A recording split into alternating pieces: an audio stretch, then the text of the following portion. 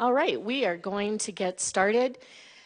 Today is Tuesday, October 10th, 2023.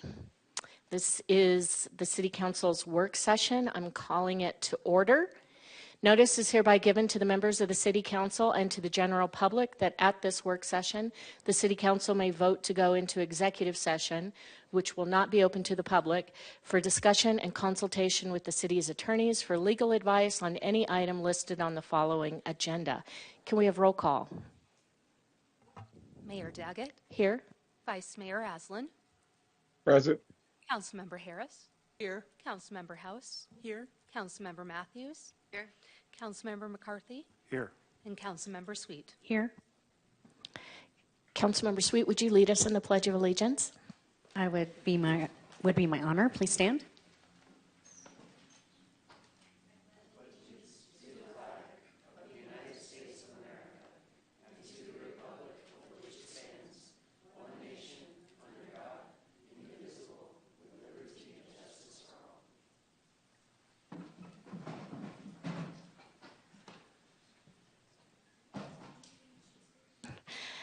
Councilmember McCarthy, would you read our mission statement? Yes, Mayor, thank you. The mission of the City of Flagstaff is to protect and enhance the quality of life for all. And Councilmember Harris, would you read our land acknowledgement? Yes, it would be my pleasure. The Flagstaff City Council humbly acknowledges the ancestral homelands of this area's indigenous nations and original stewards. These lands, still inhabited by Native descendants, border mountains sacred to indigenous peoples. We honor them, their legacies, their traditions, and their continued contributions. We celebrate their past, present, and future generations who will forever know this place as home. Thank you. Next up is public participation. This is the public's chance to address the council on items that are not on the prepared agenda. Public participation appears twice on our agenda, now and at the end. You may speak at one or the other, but not both. Anyone wishing to comment at the meeting is asked to fill out a speaker card, which is in the back of the room, and submit it to the recording clerk. I'll call you up. You have 3 minutes, and we'll get started. Jonathan Davis. Sorry about that.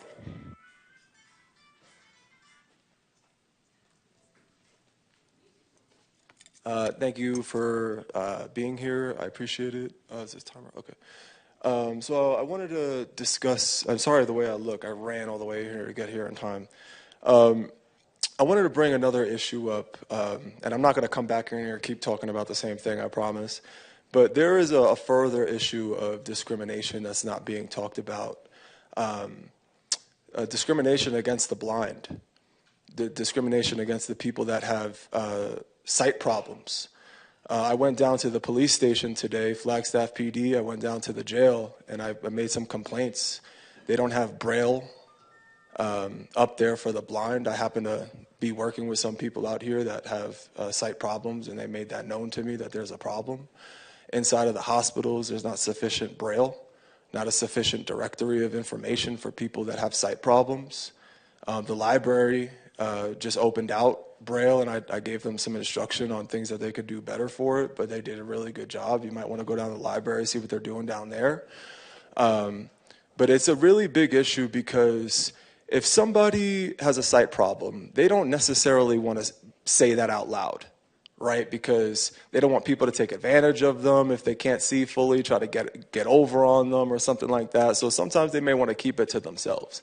Believe it or not, there's a lot of people walking around out here that got that issue. Nobody knows.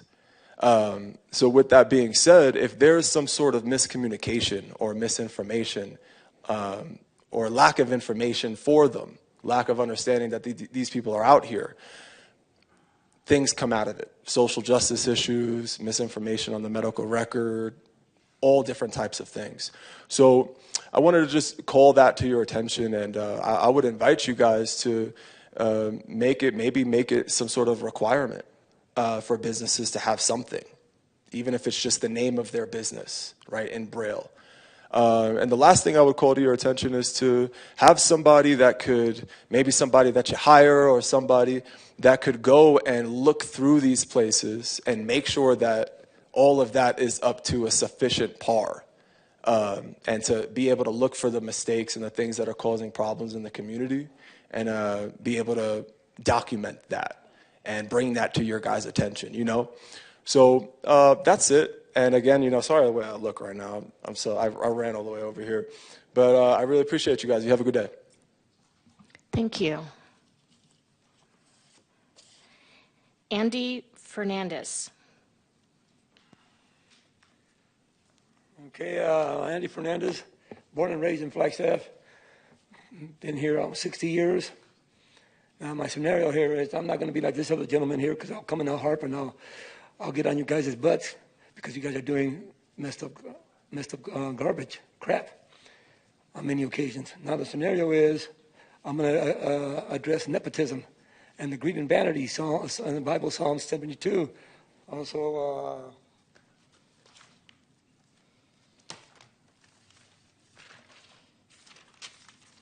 Peter 2.3, greed and exploiting and falsehoods. False words, condemnation is not idle.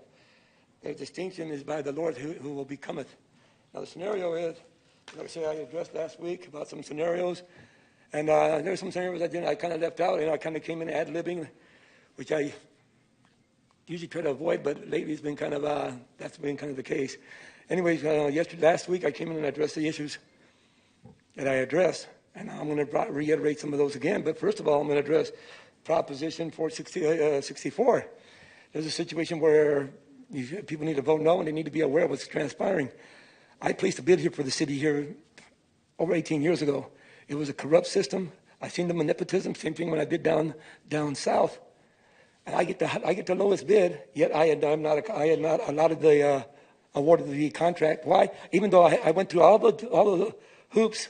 I jumped all the hoops, everything. I had to go get a $1 million bond and everything, nothing. And I was robbed and facilitated corruption, just like I did when I ran for congressman. And at the Capitol, all the Republicans, once you facilitate a district, it has to quantify all the specifics. But they couldn't give me the petition signature amount for 14 months. And then they told me I needed 987,000 plus, which is a lot more than Democrats and Republicans combined, and especially and then that time it was a Republican state. Now again, regarding the scenario with affordable housing, I campaigned for the previous mayor, Evans, for a couple go-rounds, but then she started getting a little much in her hand in the cookie jar. And I think Mrs. House here from the council here actually has done some work with her, and I think it was a negative scenario. Now again, affordable housing in 1999, they can make it all great with the Habitat for Humanity and HUD, all these nepotism systems with the Chamber of Commerce, all GOP with a bunch of Democrats because they're all getting their hand in the cookie jar. And they said, okay, we're making this housing affordable scenario. Right off of 4th Street, our family has several rentals in that area. So all of a sudden, they said affordable housing, the city council lied to me for 9 months and wouldn't tell me the truth. Finally told me, oh, it's going to be $145,000. While the houses across the street are $43,000 to $49,000. That's a corruption. Here, the city council nagged the South Side San Francisco business owners. Let's go one way. 5 months here, numerous meetings. Then they promised. Thank you, Mr. Fernandez. Your time is up. If it doesn't work out, we'll put them back to 2 ways. They've reneged on the deal. Thank you, Mr. Fernandez. Your time is up. Yeah, the businessmen came in and they showed them their tax process and they said, we want to return back. They lied and they never did it. Your time is up. Thank you. All right. Review of the draft agenda for the October 17th, 2023 City Council meeting. Council, any questions, comments, concerns?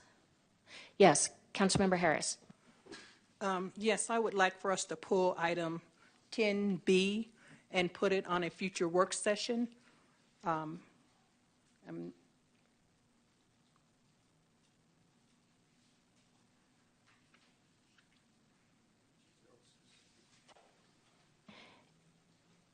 It is regarding the rental incentive bond program.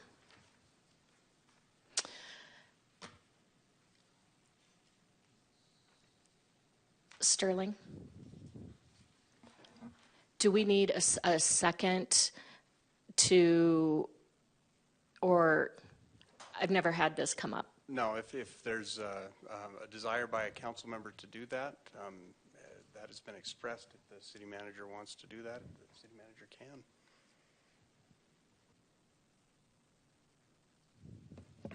Thank you, Sterling. Thank you, council member, for raising the issue. It might be beneficial to gauge council's interest in bumping this to a work session. If there is interest in doing so, I will make it happen, and I think that would be a work session that would be in the very near future. I take note that we have, I believe, 2 of them before the end of this month. 2 additional ones. Thank you. I see Councilmember Matthews is also in favor. Yes, Mayor. I'd like a platform to be able to discuss it without the pending action item request. So I'd really like, this is an important issue. I think we all agree, and I'd really like time to freely ask more questions back and forth and have some resolution before it goes to an action item. So we can expect that on an upcoming work session agenda? Yes. Thank you. Yes. Any other questions, comments? Councilmember McCarthy. What was the number of that again, just for my notes? 10B. Thank you.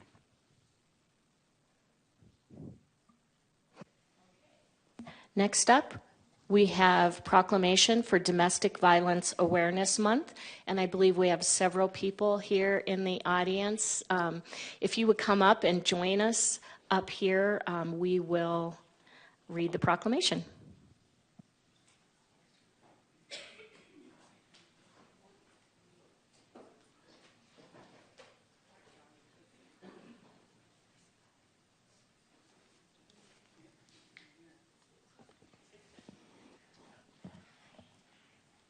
All roads eventually lead up there. Hello. You can scooch. You can. Yeah, I like your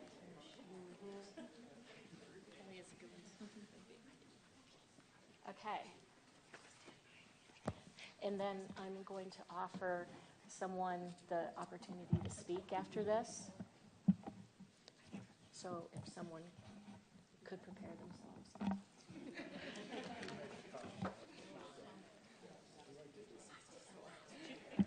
Okay, here we go.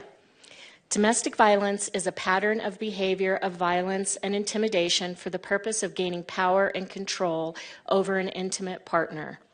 1 in 3 women and 1 in 4 men have experienced sexual assault, physical assault, and or stalking by an intimate partner during their lifetime, and domestic violence within a family increases the risk of other violence in the home, including child abuse. During 2022, across Arizona, at least 101 individuals were killed in domestic violence-related incidents. The Flagstaff Police Department recorded 2,208 calls for domestic violence in 2022. 467 more domestic violence-related calls than in 2021. Witnessing violence in the home during childhood is an adverse childhood experience, and we'll often hear that referred to as ACE, which without proper support can lead to greater risk of negative, lasting impacts on health and well-being throughout the child's lifetime. Survivors of domestic violence exhibit amazing courage, strength, and determination in the aftermath of such violence and deserve Flagstaff's support. The City of Flagstaff encourages all community members to work to support the efforts of organizations that provide education, outreach, and support to victims and survivors of domestic violence. Now, therefore, I, Becky Daggett, Mayor of the City of Flagstaff, Arizona, do hereby proclaim October 2023 Domestic Violence Awareness Month in Flagstaff, Arizona, and call upon the citizens of Flagstaff to join law enforcement, victim advocacy groups, and other local organizations to make our community a safe and supportive place for all of our families. To further acknowledge and support Domestic Violence Month, the city will raise the Domestic Violence Awareness flag in front of City Hall for the month of October 2023. Do you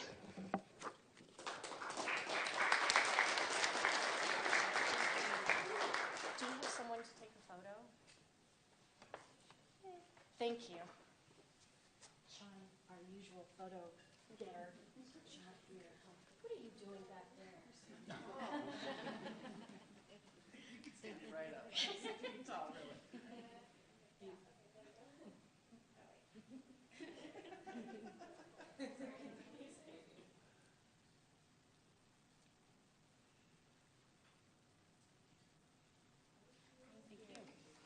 And who would like to speak, or does someone wish to speak?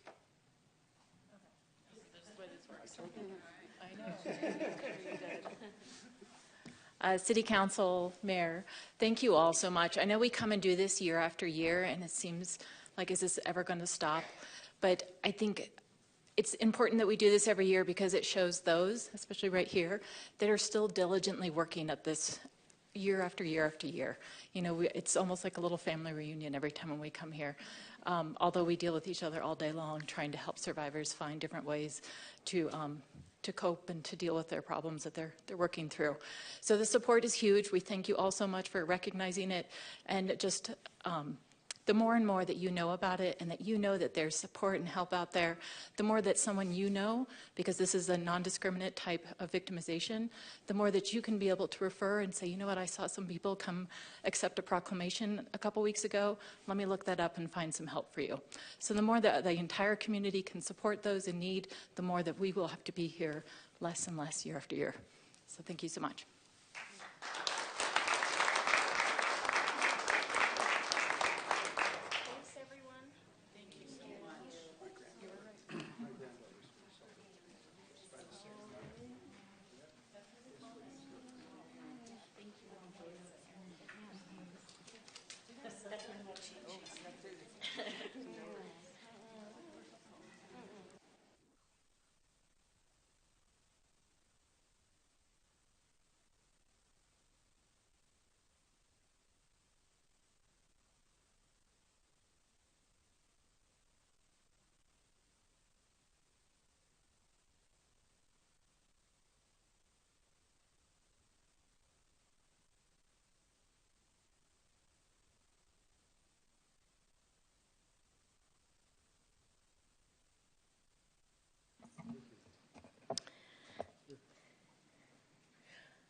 And I will pass these around as well.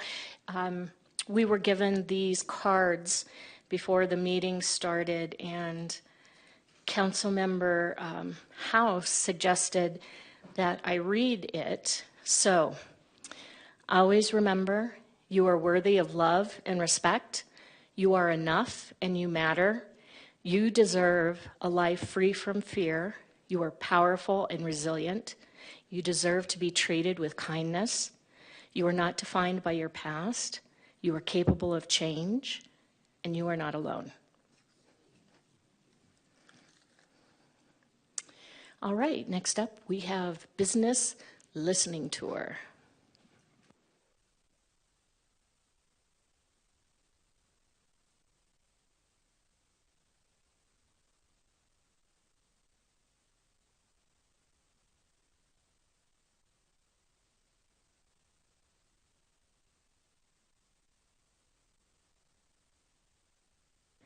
He meant, excuse me, Mr. Saltonstall.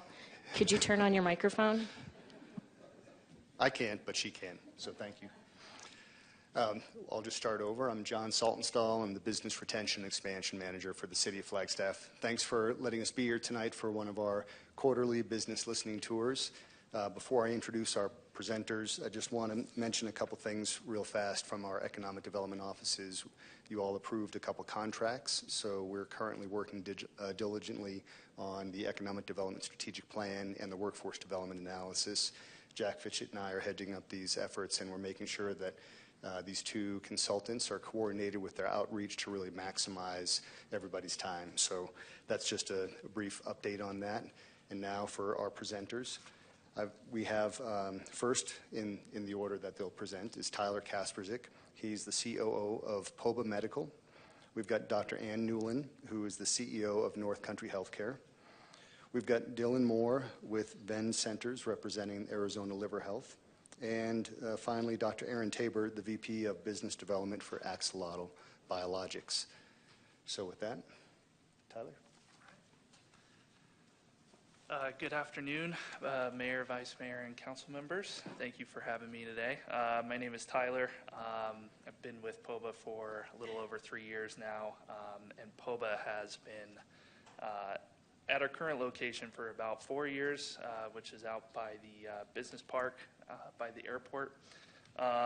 So our mission statement is to move rapidly, design logically, and deliver reliably. And so using these 3 statements really has formed how we approach our business and address the markets that we're targeting. So our business goals were to create a medical device contract manufacturing company, perfecting process technology and the associated know-how to provide high-quality, rapid turn thermoplastic balloons for any interventional device or surgical device application. So that was a mouthful. So I wanted to define a couple things. We consider ourselves a contract manufacturer. Essentially, that means we're a third-party manufacturer of components or products that another company needs someone to make. Thermoplastics being a polymer that can be softened through heating and processed through different methods such as extruding, molding, or compressing. Balloons, which is our core competency, is essentially a small thermoplastic balloon that is fitted on a catheter that can address a wide range of therapies, conditions in various sizes, shapes, and diameters. An interventional in this perspective is a device that acts as the bridge between a physician and a patient, enabling them to alter the outcome or the course of a condition. So just a brief look at the bioscience industry as it relates to Arizona as a whole. You can see from this chart on the left that Arizona represents significant growth for the biosciences as it relates to the rest of the United States. And employment metrics from a jobs perspective, bioscience is outpacing the private sector very rapidly. Our goal for tackling biosciences in Arizona is really to capitalize on the growing bioscience workforce within the state, engaging with NAU and ASU hands-on education in bioengineering, accessing talent with regards to medical device manufacturing pool in Flagstaff, and provide unsurpassed work-life options for engineers and the like from the West Coast region. A brief glimpse as to our background as it relates to our employees. We're very well represented by a lot of companies I'm sure you recognize on this chart, as well as universities.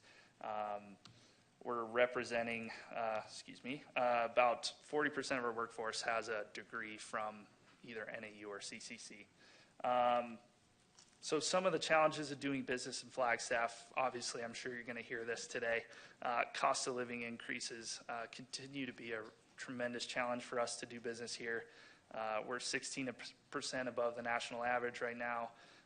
Lack of affordable housing opportunities. We are currently 45% above the national average as it relates to housing costs. 4th in the nation for a shortage of affordable housing options, and top 5 for areas nationally that have secondary homes make up more than half of mortgages, 51% in this case. And rent is an issue for businesses like us as well. Again, we're out by the airport.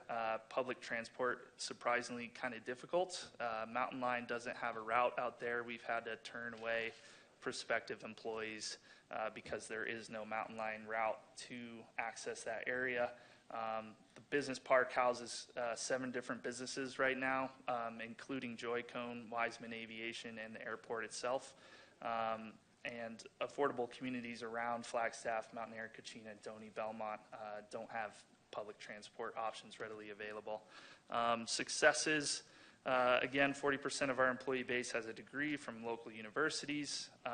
We work closely with professors at NAU and aid students with research opportunities and access to internships. Many of our interns are converted into full-time employees. Easy access to shipping hubs, one of the joys of Flagstaff that I tell everyone, it's 10 minutes anywhere in town. So we can manufacture throughout the day and get to our shipping hubs to ship out our devices same day.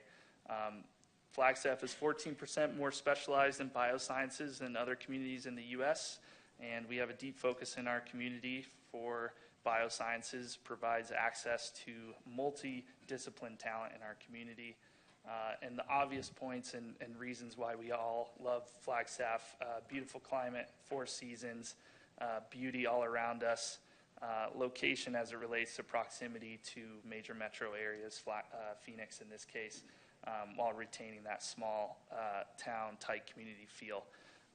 That is a draw for everyone here. So thank you for your time. Oh, thank you. Would you go back to the slide just prior? Yep. I have a question about the 14% more specialized. Could you tell us a little bit more about that and where that information comes from? That actually is a quote directly from this guy right behind me. I pulled it from an article he wrote a couple years ago. He was essentially speaking to how Flagstaff as a community, based on our total workforce, is more specialized in the bioscience versus other industries. So, yeah. Thank you. Yes, thank you. Councilmember Matthews?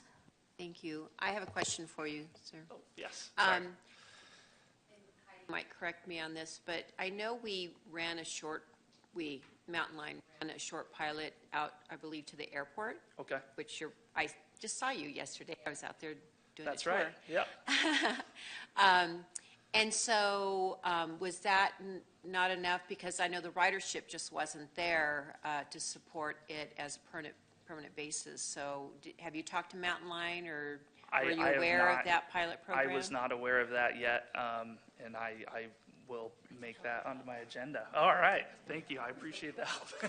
Mayor, Vice Mayor, Council Members, Heidi Hansen, Economic Vitality Director. So they ran a shuttle. They had a grant that they received. The shuttle went very well, but it was only like $2 but they actually picked them up at their home and they took them to the airport. So what we were hearing is an actual bus route to the airport wasn't as interesting as more of a shuttle service. So we're hoping that we could continue to talk about utilizing their smaller buses that are more of a shuttle for something in the future. But again, their grant had run out, and before that they had actually had some trouble finding the bus drivers. So that was one of the issues. Thank you. Did you want to clarify something, Mr. Saltonstall? I just thought there was a neat story about what POBA means. I thought he might mention it, but plain old balloon angioplasty, POBA. It's not a mouthful.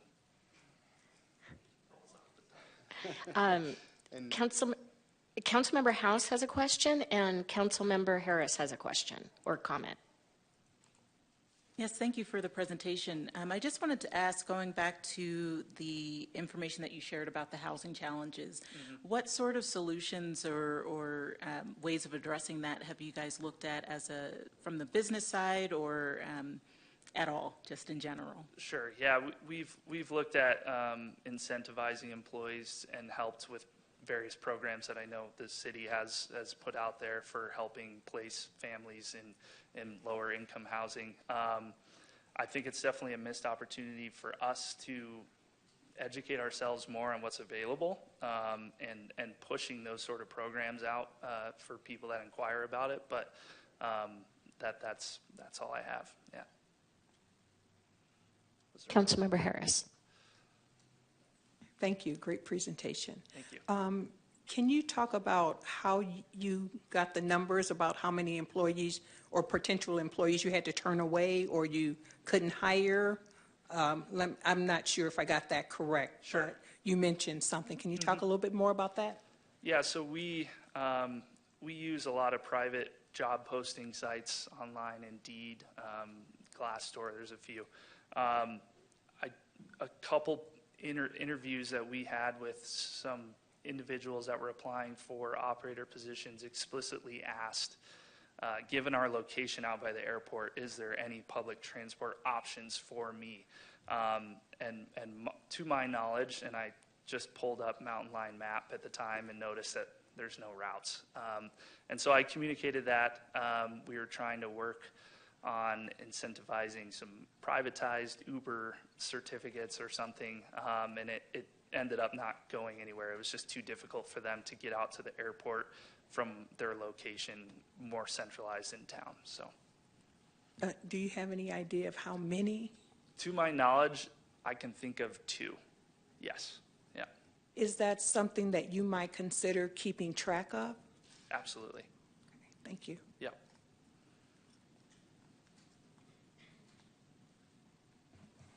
Any other questions or comments, council? All right, thank you, Thank you. so much. Yeah. Next, Dr. Ann Newland with North Country Healthcare. Welcome, Dr. Newland. Thank you. Thanks, John. You bet. Mayor, Vice Mayor, and council members, thanks so much for having me this afternoon. My name's Ann Newland. I'm the CEO of North Country Healthcare, and I'll just let you know a little bit about the federally qualified health center here in our community. So some of you may be aware that North Country is a private nonprofit, and part of our funding comes from HRSA. So that's the Health and Resources Services Administration. We have a federal grant, and the intent of that grant is to provide services for people who are uninsured or underinsured, and we have enabling programs to help people get health care. Our governing board is over 50% patients, so they're actually people who receive services of North Country. We take care of anybody who comes through our doors, and we have a sliding fee schedule that's based on the federal poverty guidelines from 200% of the federal poverty level on down to make it affordable for patients. And one of the things about being a federally funded entity or partially federally funded is that we have some robust reporting requirements. That's a little different than your standard primary care environment. We started in 1991 as the Flagstaff Community Free Clinic, and then in 1996, that group joined with became North Country Community Health Center, forming under the Area Health Education Center. And that's another HRSA grantee to help people get into the health professions. And I'll share a little bit more about that later. We're now in 11 Northern Arizona communities with 15 access points, and that's HRSA speak for clinics. So this is our geography all the way from the California-Nevada border to the New Mexico border, as far north as the GC and down to Payson. We provide a whole range of primary care services, dental care, primary care-based behavioral health, as well as pharmacy, telemedicine, transgender services, et cetera. And I'll pivot to the Colorado Plateau Center for Health Professions. That's how we've rebranded our AHEC, the Area Health Education Center. So we do a lot of youth academic preparedness programs, college readiness, and health professions exploration programs for youth. We are also a community campus for A.T. Still University. So since 2008, we've hosted medical students, DO students, as they're pursuing their undergraduate medical education in the community. We launched a family and community medicine residency in July of 2020 and offer a number of other health education programs. You'll have access to this slide in your packets, but it helps show the pathway from everywhere from K through 12 programs through college and then community-based residency programs to ultimately improving the health of communities. So back in 2019, North Country was awarded funding as a teaching health center for graduate medical education. And graduate medical education is what we call residency programs for physicians. So physicians will go to college, then they have to get their medical degree, either an MD or a DO, and then they have to go on to specialty training. That could be internal medicine, it could be family medicine, pediatrics, general surgery. But we house a family medicine program. We're allocated a certain amount of funds each year for each resident, and that's subject to reauthorization and appropriation within the federal system. This is kind of a busy slide, but I included it because most graduate medical education funding is through the Medicare program at hospitals. I won't go into all the nuts and bolts of that, but that's like over 70% of graduate medical education funding. We're this tiny little cohort of teaching health centers, and it's a growing movement within graduate medical education. Now over 700 residents a year are trained in community-based programs, and this is a way for the feds to target the types of training programs that they're supporting through the federal dollars, whereas the Medicare programs aren't necessarily targeted by specialty. So this is our first class of graduates. All four, I'm happy to say, are staying here in Arizona. And Dr. Harsha Harder is staying here in Flagstaff. She's joined the faculty of our family medicine residency program. This is the rising class of 2024, and I'm happy to say I signed a contract with Dr. Aaron Gallagher, who will be staying with North Country. And Dr. Jeff Quick is sort of torn between Tuba City and North Country, and I regard either one as a win, because this is how we train docs who are well-equipped to serve our Northern Arizona communities. Here's the class of 2025. They haven't made career decisions yet, but I'm working on them. And then here's our freshman class of 2026. Again, they're just delighted to be here, delighted to be offering care to patients in our community. The economic impact of these programs is profound. It's jobs, it's increased economic output, it's tax revenue for the state, and increased local tax revenue. This is above and beyond the obvious healthcare impacts. And if any of you are interested, I can share this study, but this is kind of the big takeaway. We had Rounds Consulting back in 2019 do an impact study on 10 years of the residency program, and this was during our ramp-up period before we had our full complement of residents. And it shows that the total economic impact over the first 10 years is over $150 million to the state, with about 21 physicians estimated to stay in Arizona, with a state tax revenue impact of $2.8 million and 136 jobs created. So thank you very much for this opportunity. What's next? We're working on a community-based psychiatry residency. We received a $500,000 grant from HRSA, and we hope to start in July of 2026. Similar program, similar outcomes. So thank you very much. Thank you. I have a question. I'm assuming that in terms of your employees and attracting qualified candidates, that housing is also one of the issues that you're facing, the cost of housing? Yes. So even when we're hiring physicians, that's not even considering other professions who aren't as highly compensated. We always have them look at a cost of living indicator, compare where they're from to what it's going to cost to live in Flagstaff. And sometimes people will hang up the phone after they see, whoa, my dollar doesn't go as far as it does in Wichita. But we have to have very frank conversations.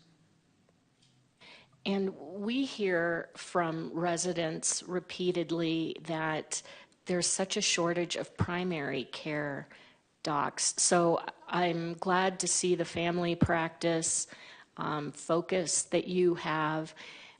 Is this the primary care doctor issue? Is this a nationwide, statewide issue? Yes, it's a national issue and it's a state issue. So just in the state of Arizona, we have a projected deficit of about 620 primary care docs over the next 5 to 8 years.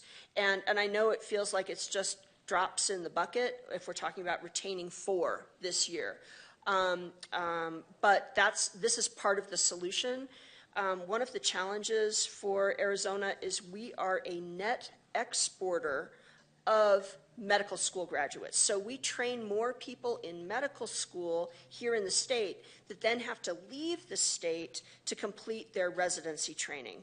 And that's part of why programs like our community-based residency program are valuable, because it will help retain people in the state. They're more likely to stay where they train. And if I can expand it to 6 residents a year, maybe 8, that will help us retain more in the state. Thank you. Councilmember House, and then Councilmember Harris. Thank you. Just a quick question for you, actually. You had referenced community-based programs, and I'm wondering if you could just, for the benefit of the audience and myself, further explain what exactly that means. Sure. No, thank you so much for that question. When you live in this world, you forget that maybe there's details others aren't aware of. Most graduate medical education training programs are housed in hospitals, often in larger university systems. So like when I trained, I went to University of Tennessee and was in a university-based system. So my training was heavily skewed toward taking care of patients in the hospital.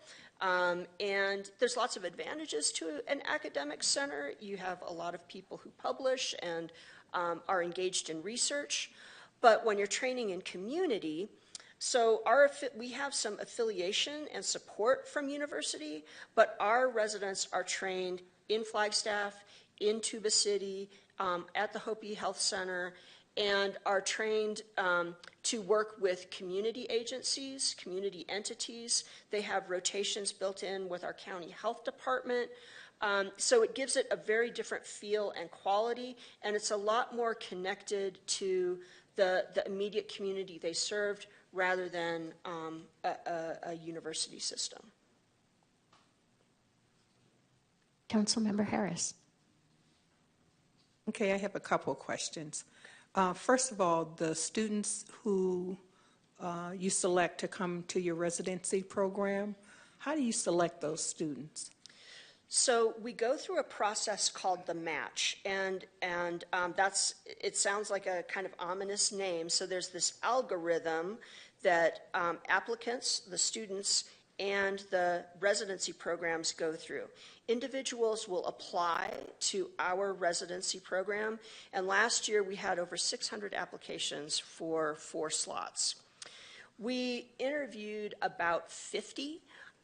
So, you know, out of that pool of 600, about 300 and some were graduates of American medical schools. And we preferentially look at folks with a connection to Arizona because we think they're more likely to stay in Arizona. So we interview about 50. We have a panel that does the interviews on 2 days a week during November through early January.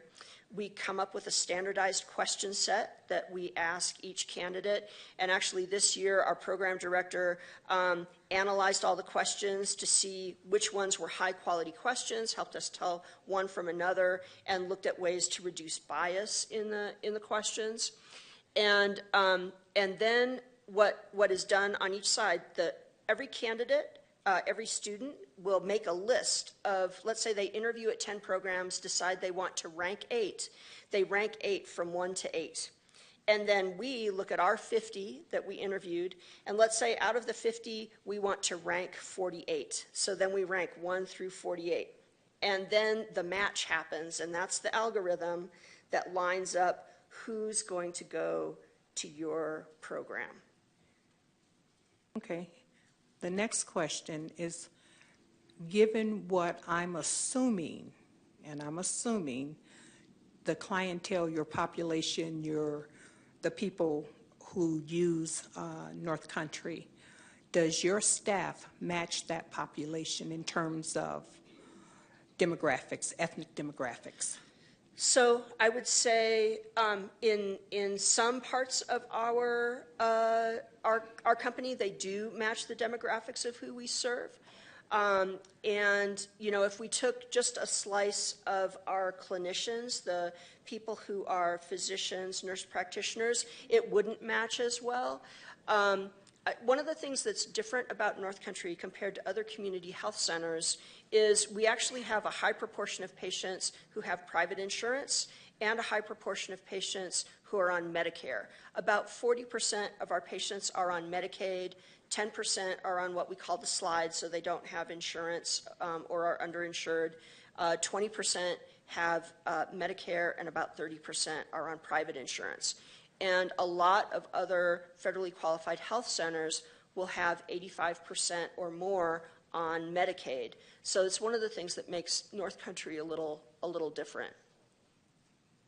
Okay, so we know, and we do know this for a fact, that there are some social determinants of health, especially for populations, people of color. And is that anything that you all do in terms of your training of your staff, and especially your students, because some of them are probably coming out of programs where they have not had a lot of contact with people who might not look like them?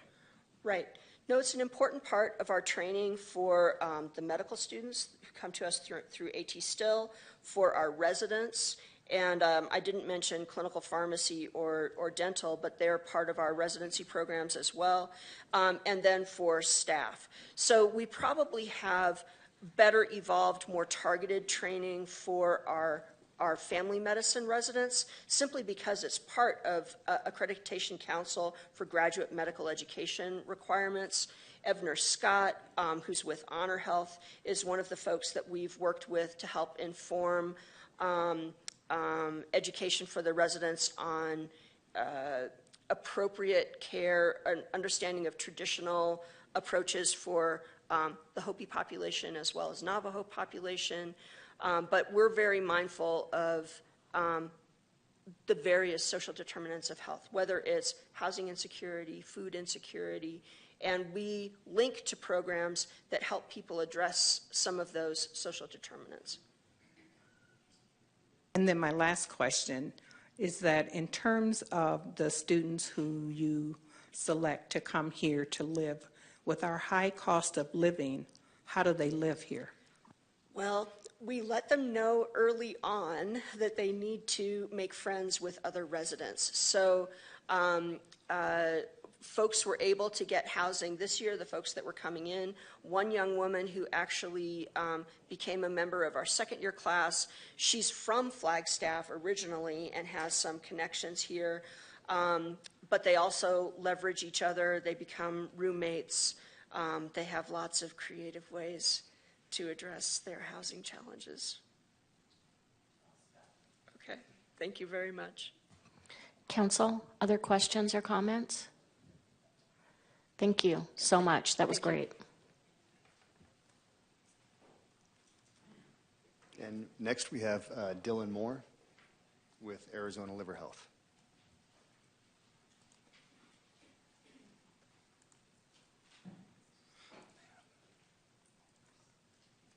Thank you, sir. All right. Good afternoon, Mayor. We have our virtual Vice Mayor and council members. My name is Dylan Moore, and I am representing Arizona Liver Health. This is an organization that has been in existence since 2017, with recent movement actually just within the last 2 months into Flagstaff. Under the umbrella of Arizona Liver Health is also Arizona Clinical Trials, and then Venn Centers, which I personally represent, which is our viral elimination centers, which was the original reasoning for the movement into Flagstaff space. And I'll go into a little bit more of why we are now bringing the full workforce and plans and healthcare delivery of Arizona Liver Health.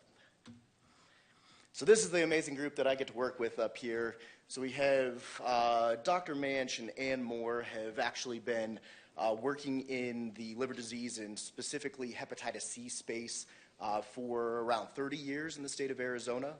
Both of them actually started working liver transplant with Banner Good Samaritan, now Banner University in Phoenix, and started the St. Joe's program for liver transplantation. At that site, they met Dr. Coley, who was by specialty and training actually with Dr. Fauci, an infectious disease specialist, who has then subsequently come to become a specialist in hepatology. And Dr. Al Curry, we had the great fortune of the relationship with Dr. Coley. He works a lot with metabolic diseases involving liver health, and he's someone that has been on the forefront of clinical trials and research and drug studies, looking basically at fatty liver disease, and that's a big portion of what our Arizona clinical trials has been working to support. All right, so this is something that I'm sure everyone is very well aware of. So we have a great medical center here. I've actually had the fortune, I worked as a nurse for Flagstaff Medical Center, most recently managed our ICU since 2020. Wonderful time during the pandemic, but have worked with those physicians, with the providers in northern Arizona to manage various diseases. But one of the things that has been lacking historically is that specialty for liver disease. I've personally seen many people succumb to this disease, whether it was previously working in liver transplantation or at Flagstaff Medical Center from various liver diseases. And this is something that we're very fortunate to have in the state with some amazing providers that specialize in liver disease. They have actually worked with Flagstaff GI services over the years. There was a point in time around 2020, probably 2019, 2020, where Ann Moore and then Dr. Manch actually came and consulted at least once a month up with Flagstaff GI. And the volume of cases was just so significant that they were not able to consistently maintain their presence up here. It was overwhelming. And so we saw a move of that inability, but then a lot of referrals that were getting sent down south. And so the providers up in this space do a wonderful job at managing what they can, but those advanced liver diseases need someone more specialized with their care. So what I can tell you here is that, yeah, that's the biggest reason that we're coming up here. So looking at the movement into this space, and I will move into what Viral Elimination Centers is the umbrella, or works under the umbrella of Arizona Liver Health to focus primarily on hepatitis C elimination in the state. So this is something that the Arizona Department of Health Services actually reached out to Dr. Coley and Arizona Liver Health specifically because of the volume and the specialty in hepatitis C treatment. And with over 90,000 cases estimated in the state of Arizona and an incidence that we've seen rising consistently, there was a realization that we're not doing something right. The standard means of health care, just delivery, is not something that's working for this population, so we needed to think about it differently and try to address this differently. And so Dr. Coley has taken on this challenge with developing what is Viral Elimination Centers is our outreach program specifically. So instead of taking referrals, instead of that standard, whether it's from hospitals, primary care centers, or anywhere else, specifically for liver disease or hepatitis C, we're going out into the community now. They've actually partnered with other organizations. Our providers have worked with North Country in the past, started an ECHO program where we've assisted with consultation for North Country patients. They have a wonderful program up in the northern portion of Arizona for getting out and doing outreach for hepatitis C. But it's something that we're still seeing this increase annually, so really trying to look at this in a different light. With 4 out of 10 people not even knowing they have it, the education's definitely missing there, but then the ability to get out and actually get people through to treatment has been something that is of significant just lacking. Let's see what we have. All right, and this is what we're doing. So standard healthcare delivery system is one that you're expecting patients to go into a clinic setting. That doesn't work for everyone, and we've seen, especially with our hepatitis C population, that it's not the case. And so what we're doing with this model is changing not only to community outreach, working with harm reduction programs such as syringe service programs, treatment with methadone, Suboxone clinics, really across the board trying to get out and test and educate basically out in the community. So we're actually doing home visits for this as well. And what we have found, where the lacking component is in this entire process is the case management. So these are individuals that aren't following up on their own. The system's broken to a point to where medications aren't being The pharmacies are not following up with the patient. The patient doesn't have the ability to follow up with the pharmacies, whether it's from lack of phone service or any other communicative method. And so we are taking that next step and offering that individualized case management to try to bring this to the patient and meet them where they are.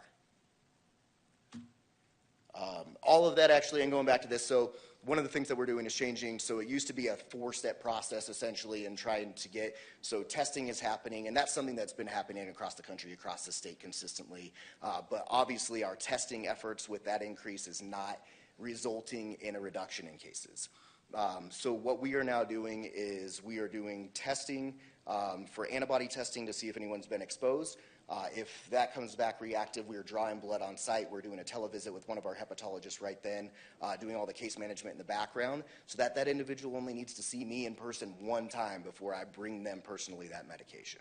So really just trying to change the game of how we are offering this service to our customers, which are our patients and our community members. This is our clinic locations currently. So Arizona Liver Health itself has a spot in Tucson, Chandler, Mesa, Peoria, and now in Flagstaff. So we are going to be in the space that's actually, it used to be the Ritlands. It's right across from the emergency department on 1150 North San Francisco.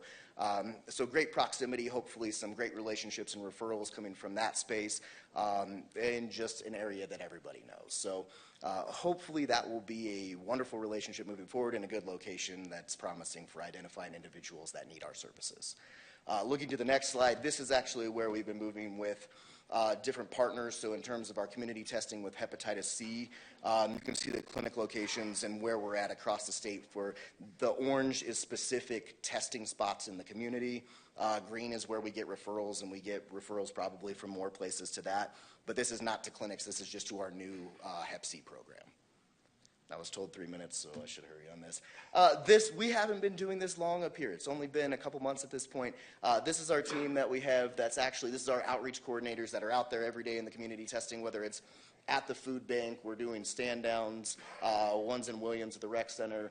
We have worked with, there's a North Country employee, Sonoran Prevention works as syringe service and harm reduction up here. So really just trying to identify whatever partners that we can in the community to be successful, because that's what it's going to take, is the community partnerships.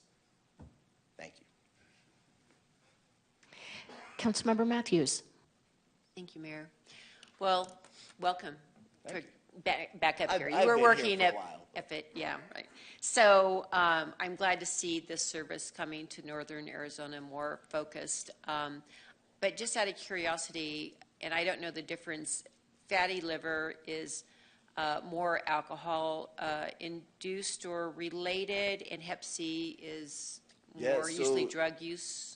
So there are a lot of different reasons for fatty liver. It's actually something by AASLD that's been trying, so they've changed their nomenclature. So there used to be, it was called NASH, which is non-alcoholic steatohepatitis, which basically is inflammation of the liver from fatty liver, but not alcohol related. So actually the majority of the fatty liver is, so alcohol does contribute and can create a fatty liver, but also cause fibrosis or scarring of the liver. The fatty liver component can do that long term, but can be from various metabolic diseases or just obesity in general. As one of those. Hepatitis C itself, there are multiple, so you have hepatitis A, B, C, D, but throughout that, hepatitis C is the one that one of the things we're doing with working with syringe service harm reduction is trying to eliminate that stigma. Because there is, you have that, you hear hepatitis C, a lot of people think drug use, and certainly there is a percentage and a relatively high percentage of individuals impacted by hepatitis C that are people who inject drugs, but by no means is that the totality of this disease. So a lot of things, so individuals, baby boomers actually surprisingly are a lot of the class that are unaware that they have this, and for various reasons, blood transfusions back in the day were something, so hepatitis C until more the late 80s, early 90s was something that wasn't even, there was a wide awareness of just virus that impacted the liver, but not specifically Hep C. Wasn't something that was tested for in terms of blood transfusions. Vaccinations for our military back in the day. Line them up, same needle, lots of things. So our prison system, Department of Corrections is one. I saw that there was an injunction.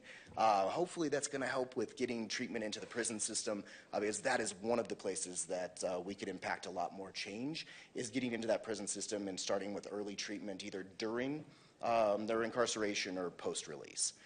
We've been trying to work with the jail here in terms of identifying an opportunity to test individuals that are moving in various parts through that system.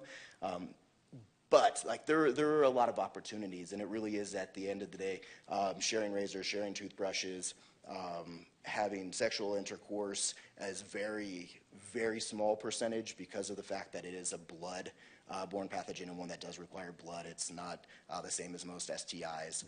But there are just so many reasons that are unaware, and so the education, or that people are unaware of. So reducing that stigma, educating the public, are something that we're really going to be focused on. Thank you. And one last question. One of my residents, I have a transitional housing program, and she went through medication treatment for Hep C. She's very sick. The medicine made her very sick. But my question is, I was just aware of what kind of the struggles that she went through for several months to try to get that cured, I guess. But how many people, you talked about liver transplants, you know, if it's early detected, is there a percentage or a chart where with a liver disease you can avoid future liver transplant, or I mean, do you have any statistics, just out of curiosity? Off the top of my head, I do not. The liver, fortunately, is one of the organs, or the only organ, that can regenerate. And so one of the other things with hepatitis C is that it's usually a silent disease. It's one that you're not seeing those, the internal impact that it's wreaking havoc on your liver, usually until about 20 years after initial infection. And by the time that you're starting to see those side effects be external, you're at a point to where you have some significant liver damage, and it's a little bit more tough for the recovery. I'd be interested to hear the Hep C treatment. So that's another one. So there were medications, interferons, one of the big ones that people associate with that this was. Like, we are so fortunate to have a cure for hepatitis C in our lifetime. It's unbelievable. And it's to a point now to where there are multiple direct-acting antivirals that have a 98+ cure rate and very, very minimal side effects with 8 to 12 weeks treatment. So it's a whole new ball game compared to what it was even 5 years ago. And really it is, a lot of that is educating because people do have someone that they know that had Hep C, maybe died from Hep C, had treatment with interferon back in the day, and the side effects of that were significant. They were to a point to where it was almost as bad as chemotherapy. And so people associate that, and it's bringing the awareness out of what this new opportunity is. Great, thank you. Yeah, thank you. Councilmember Sweet. Thank you, and welcome to Flagstaff. Since you are recently expanding to Flag, I'm wondering if you can tell us a little bit about your experience, maybe some struggles, what was good, what was bad, what are you still looking for from the community? Yeah. So I personally have been in Flagstaff for 15 years, and this was something, so bringing this up here, have a relationship with those providers, so look this direction. One of the things that I have seen in terms of, and this was mentioned, the cost of living, the need to increase. So basically our compensation scale that we're utilizing in the Phoenix metro area in Tucson, we're having to increase that around 15% to actually see interest in candidates from what we're offering for similar positions there. We have been successful in identifying candidates, and very strong candidates up in this space, but it's, I mean, we're well aware that that has been an adjustment that's needed to be made to be successful. Outside of that, I think it's been an amazing welcome so far. I think having some connections up here already, like I said, with Flagstaff GI, even with North Country and with other providers that we've worked with in the past, very warm welcome. The city has been amazing. Anyone that we've had contact with, it's been great thus far, and hopefully it continues on that trajectory. Thank you. Thank you. Any other questions, council? Thank you so much. And wrapping up here, Dr. Aaron Tabor with Axolotl Biologics. Thanks, John. Hello. Mayor, Vice Mayor, council members, good seeing you all today. I would also like to thank the Economic Office for the opportunity to be here. That's great. And my co-presenters, thank you all. It's fun to really learn about colleagues in the medicinal space here within our small community, and growing. As John stated, I am Aaron Tabor. I have been with Axolotl Biologics now since 2019. Formerly, I was a faculty member at Coconino Community College and Northern Arizona University. So, been here quite a bit of time. Actually got my doctoral degree from NAU and then went on to do a postdoc in commercial entities with crossing catheter stroke retrieval devices. So, my role at Axolotl has been wide, vast, and darn near everything from janitorial service to running the organization. So I currently oversee tissue banking operations, our quality department, regulatory department, commercial support with our physician providers, and manufacturing operations. Axolotl was founded in 2016 in Phoenix, Arizona. The technology is actually a result of a NAU faculty member, Dr. Robert Keller. So Dr. Keller actually aided a group of entrepreneurs in Phoenix in bringing this technology forward. In 2019, the company was sold to a private individual in Texas, and we went through a complete structural reorganization, and that's kind of when I got involved. My goal at that point was to take the products commercially and then push them through the FDA, where we are today. So I'll go through a little bit about our products. We currently have 2 commercially available products and 1 that's under investigational use specific to the FDA. So you can only get it through a clinical trial. So we take placental tissue from consenting mothers that goes through a number of serologic tests, interviews, so forth, to get that placental tissue. And there's 2 distinct pathways. The placenta has 2 unique layers, an amnion and a chorion. We actually dissect out the amniotic layer. That amniotic layer then is processed in a minimally manipulated fashion, meaning we don't actually do much to it. It goes through 3 simple rinses, and then it actually sits on a dehydrator, and it's cut up into these appropriate sizes, which I'll show you in a moment. That specific process, we have 2 products on. And I'll just use a sheet of paper because it's the easiest way to describe it. If you think of the amniotic layer as being a sheet, that's the axolotl graft. When you think of the axolotl dual graft, we take that amniotic sheet and you fold it in half. There's your dual graft product. No drugs are added to it. This is a regenerative medicine product. That's what the basis of the company is, and it's used to treat a number of acute and chronic wounds. So things like diabetic foot ulcers, we know we see that in our Four Corners region in great quantities, venous leg ulcers, surgical wounds, so forth. The other product line, the Axolotl Ambient product, is under clinical investigation with the FDA in a phase 1, phase 2 clinical trial for the treatment of ankle arthritis. So the ankle is a synovial joint. That synovial joint just has fluid in it. And through time, the joint actually breaks down, whether it's age, excessive use, a prior injury, chronic just degradation is occurring. One of the treatment modalities right now is to actually inject cortisone therapy. Cortisone, we know through continual use, can be detrimental to the individual. Another is fusion. So there's very few products out there that actually can treat these synovial joints. This is a non-opioid based secretome, or releasing of the cells that we get from the placental tissue to actually put into that ankle and regenerate that hyaline cartilage. So that's the intent, and reduce the inflammation. So here's a picture of the graft, an axolotl dual graft. And as you can see, we have a number of sizes. So the AG just represents the axolotl graft. The ADG is the axolotl dual graft with the varying sizes associated. And the reason for the varying sizes is wounds come in different sizes. So we can treat something really small to something really big. And this is already in use. It's already been approved. This is already through the approved. FDA. I'm actually going to go through that to where the FDA, believe it or not, visited us September of last year, right here in Flagstaff, with no findings, I might add. So yes, it's already in use. So this is the next product line. This is a acellular, meaning no cells are in it. where we take that placental tissue and we remove all the mesenchymal stem cells or the birth cells out of it. So these are not the embryonic controversial type. They're the ones that we just pull out of it. We then culture or grow those cells. From there, when those cells are growing, they're releasing all these growth factors, peptides, the good stuff, if you will, and we take that good stuff in the fluid, and that's the product as a whole. Okay? This is the one that's under FDA investigation right now. So this is a fun picture, and I actually kept it in here because I wanted to give a call out to NAU.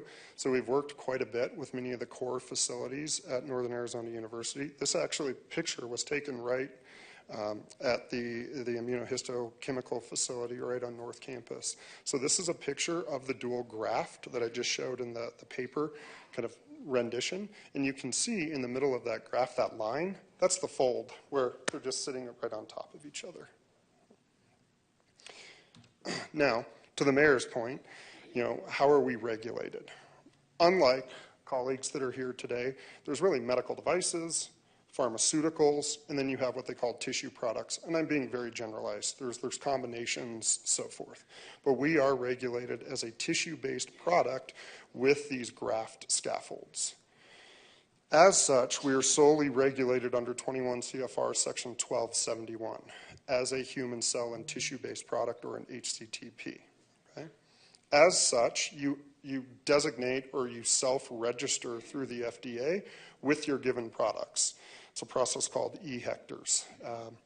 It's an electronic registry that you go on and just do it through the agency. And you make yourself inspectable to that. September of last year, we were inspected for a full week by the FDA with no 483 observations. 483 is just a form that the FDA used to designate, did they find something that could be potentially not right or not following the regulatory guidelines and rules that are out there. And we had no 483 observations, so I was really happy with our team on that. The next piece is you can go in through a process called the Tissue Reference Group. And the Tissue Reference Group is the way of the FDA attesting that you are solely regulated under this product, or this process rather.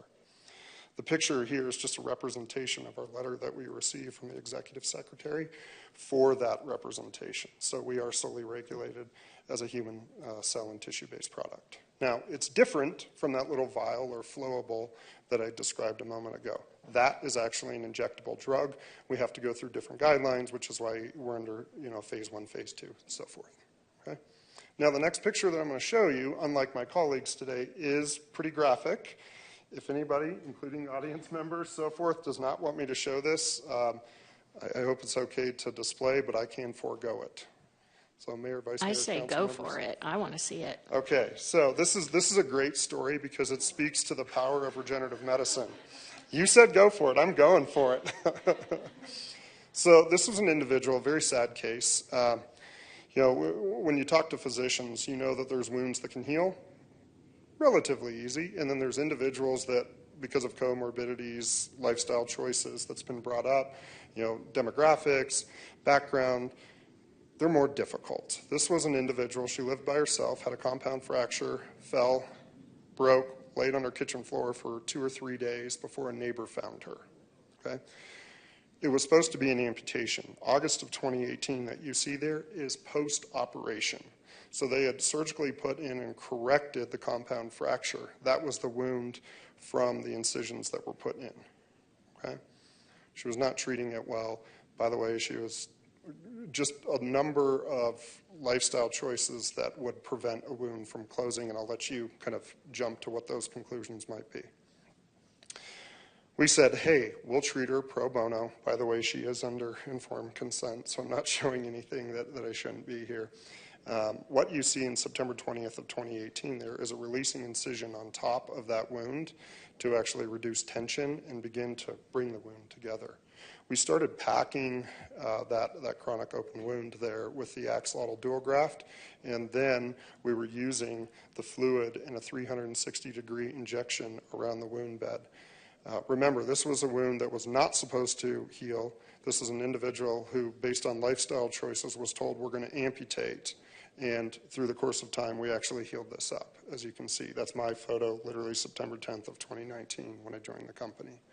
So this is just one case of 28,000 uses that we've had of these products that are helping folks. So what is the future of axolotl? It's very bright. Actually, in the last 3 months, it's changed quite a bit in a positive fashion. So we've had many different trademarks, a number of patents that are either pending or have been issued, numerous publications, both in the peer-reviewed literature, symposiums, conferences, so forth. We have been approved, as I've stated and described, in the investigation on new drug application for our fluid product.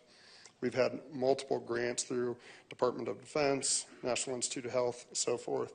And we're currently working with DOD on a novel battlefield wound treatment. And we do have a product pipeline that I can't get into just due to proprietary reasons, but we're looking at 4 product launches in this coming year. August of this year, Axolotl Biologics was merged and purchased solely by Carmel Therapeutics for $147 million. Axolotl is here in Flagstaff, and this is a big success for us. We are now part of the Carmel Corp as a complete subsidiary and part of the NASDAQ. We're a publicly traded entity now. So, since August of this year, some big changes have come to our organization, and really Flagstaff, the NASET community, Moonshot as a whole has been a big player in that. And frankly, John and the economic development team deserves a piece of that credit as well. So, and that's a bit about Axolotl. I'll take any questions that you all may have. Thank you.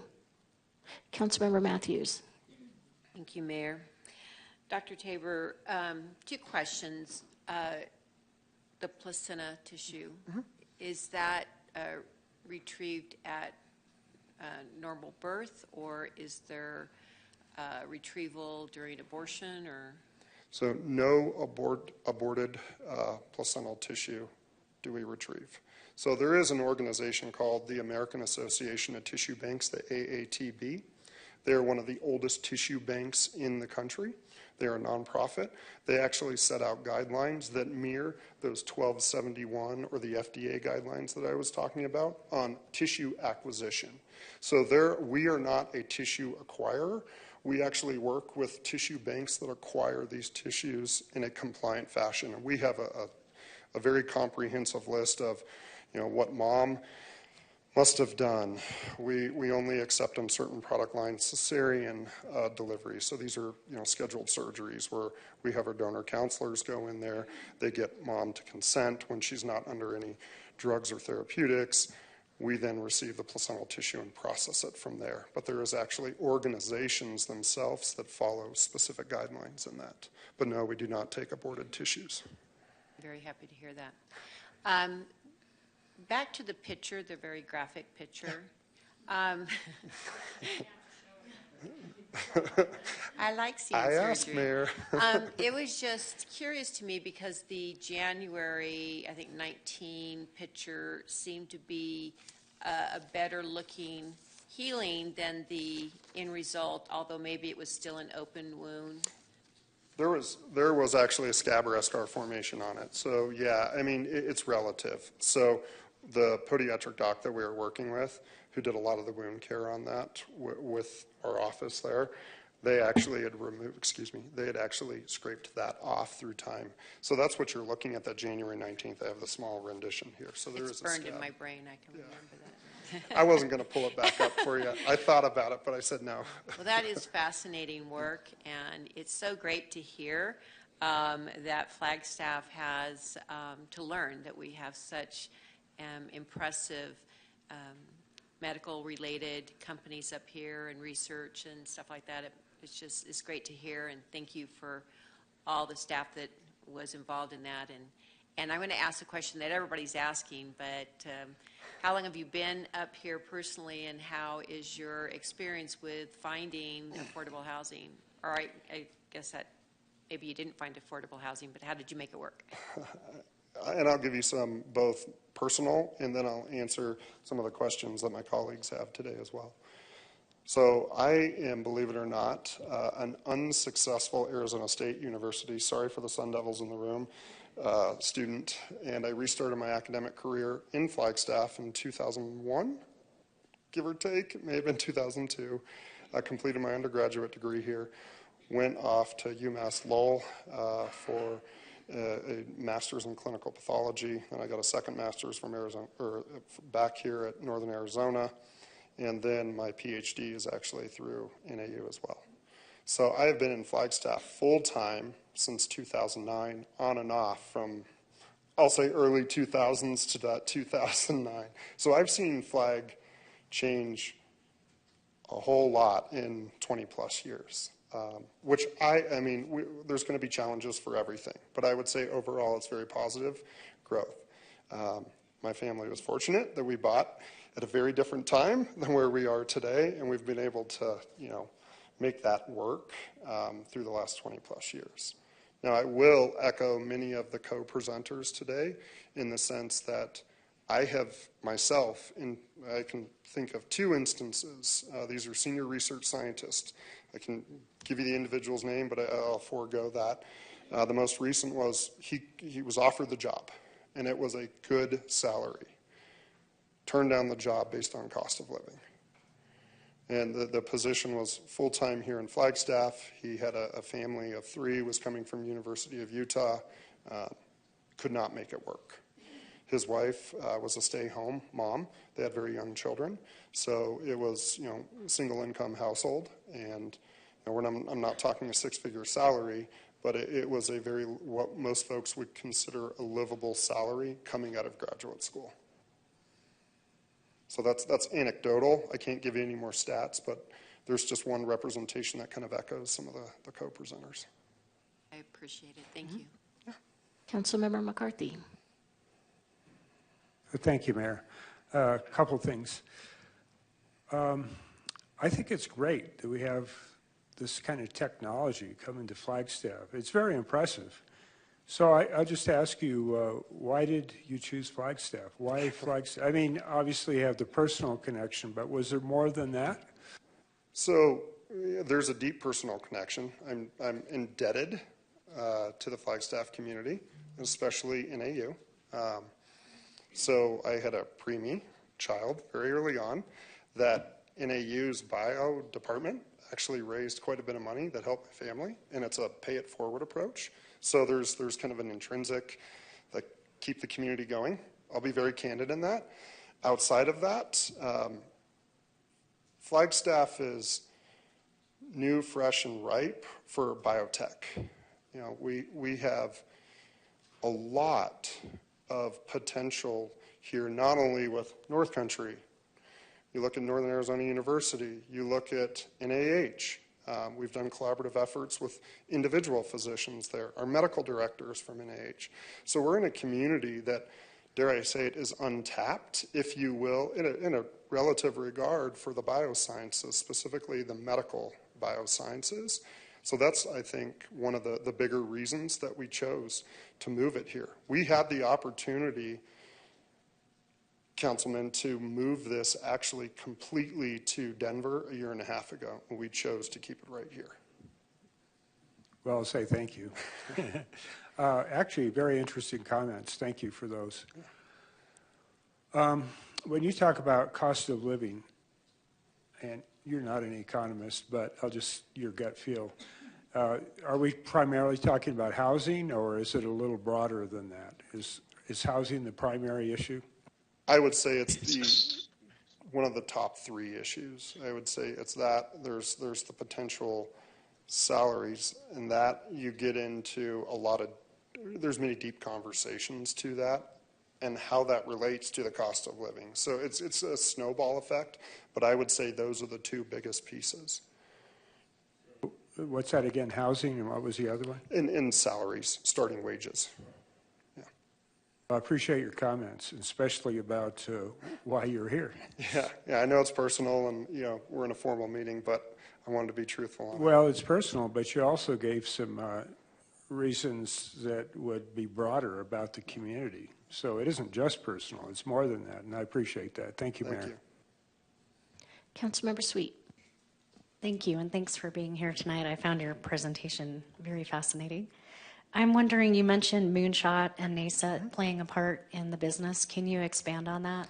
Absolutely. So I mean, again, giving credit to the economic office. When we knew that the FDA was coming, and when you see the agency to that magnitude with, you know, the number of inspectors that showed up, we had 2 with folks on the line back at their headquarters. There were many instances where the facilities themselves were not up to FDA inspection regard. And that's not a knock on Moonshot or NASET, nor the city of Flagstaff. It's just nobody was actually hosting the FDA at that point, so they didn't know what they needed in a handbook, so forth. We were able to take those directly to folks here and say, this is what we need, you know, or we're going to get dinged. And the office, Moonshot, Diana, Scott, everybody was able to really help put those into best practice for us.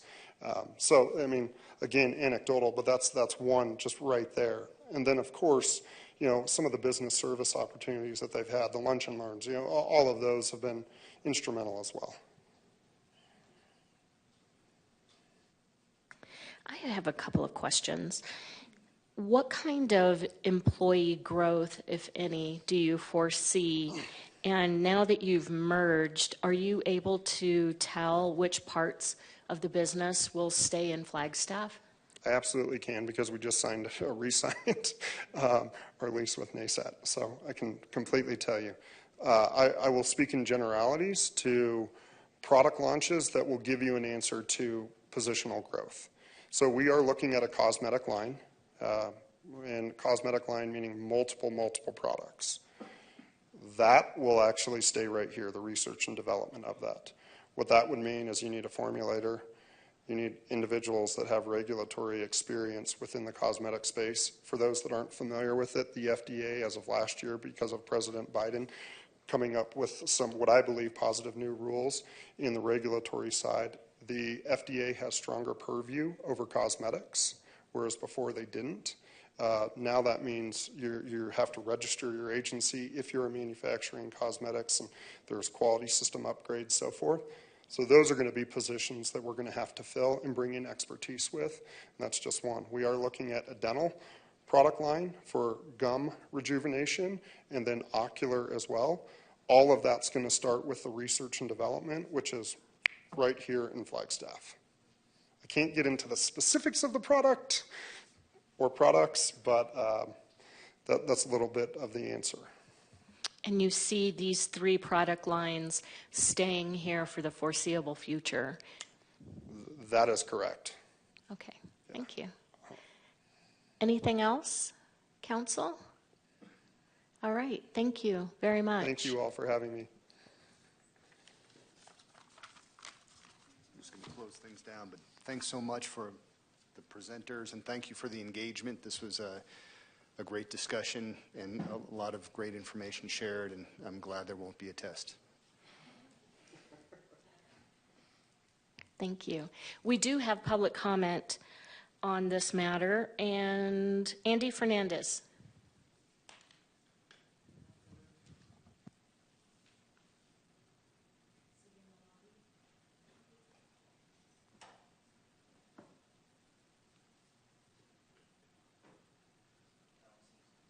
All right, moving on. Item number 8, presentation from the Commission on Inclusion and Adaptive Living regarding pedestrian accessibility.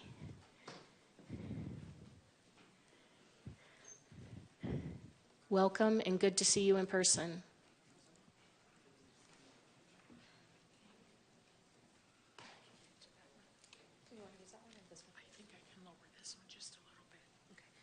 This is the mouse for left is back as forward. Okay. Where would you like the mouse? I think right there. Then Russ can raise it. Okay. Thank you, Stacy. Good afternoon, Mayor, Vice Mayor, members of the council. My name is Russ Randall. I chair the Commission on Inclusion and Adaptive Living. Hi, good evening. My name is Rachel Simiconda, and I am Vice Chair for the Commission on Inclusion and Adaptive Living. And I just wanted to give a little bit of background. As you guys know, I was here before. I'm a local of Flagstaff for 52 years. I've seen the struggles that our elderly and differently abled citizens have had trying to traverse the city of Flagstaff, but I love our city, and I want to give a huge shout out to Jeremy DeGator and that library. I have been to that library more times in probably 3 weeks than I have in the last 10 years. It's easy for me to get up. I can do it by myself. Huge shout out to everybody that was involved with that. I love seeing that for our disabled citizens, I saw an elderly gentleman. My heart is so full with that. I love it. I'm in a wheelchair full time, and that is what brought me to this commission. Before that, I had a fire for disabled rights, but this has lit a passionate fire to help further ADA laws and make the entire city more friendly to those of us who need a little extra help. And I look forward to being on the commission for as many years as you guys can stand me. And as for my background, I retired last year. I served 41 years for Flagstaff Unified School District as a special education teacher and a case manager, and I coordinated our transition from school to work program. Currently, I work for Divergent, which is a private company that provides transition training for youth and young adults with disabilities. And as a person with a disability myself, I have served multiple terms on the commission. Our commission has been established with the duty to advise the council on issues affecting individuals with disabilities in our community. With that duty in mind, we are presenting to you today to provide a voice to those members of our community whom we represent. And really, for just about a year now, and maybe for 10 months, but since early spring of 2023, our commission has been observing and discussing how sidewalks in our community are obstructed and encroached upon, often denying accessibility to members of our community with mobility challenges. At times, these obstructions completely prevent individuals from accessing business, school, government buildings, and even homes. This is a very serious problem for our city. We have developed a short presentation that includes a small sample of the obstruction and encroachments that we see every day. Our presentation also includes some recommendations that can be put into place to help ensure accessibility for all. And if I could jump in here, if both of you could try your best to speak into the microphone, that would be great. I don't know if you want to take both microphones so that you can shift back and forth.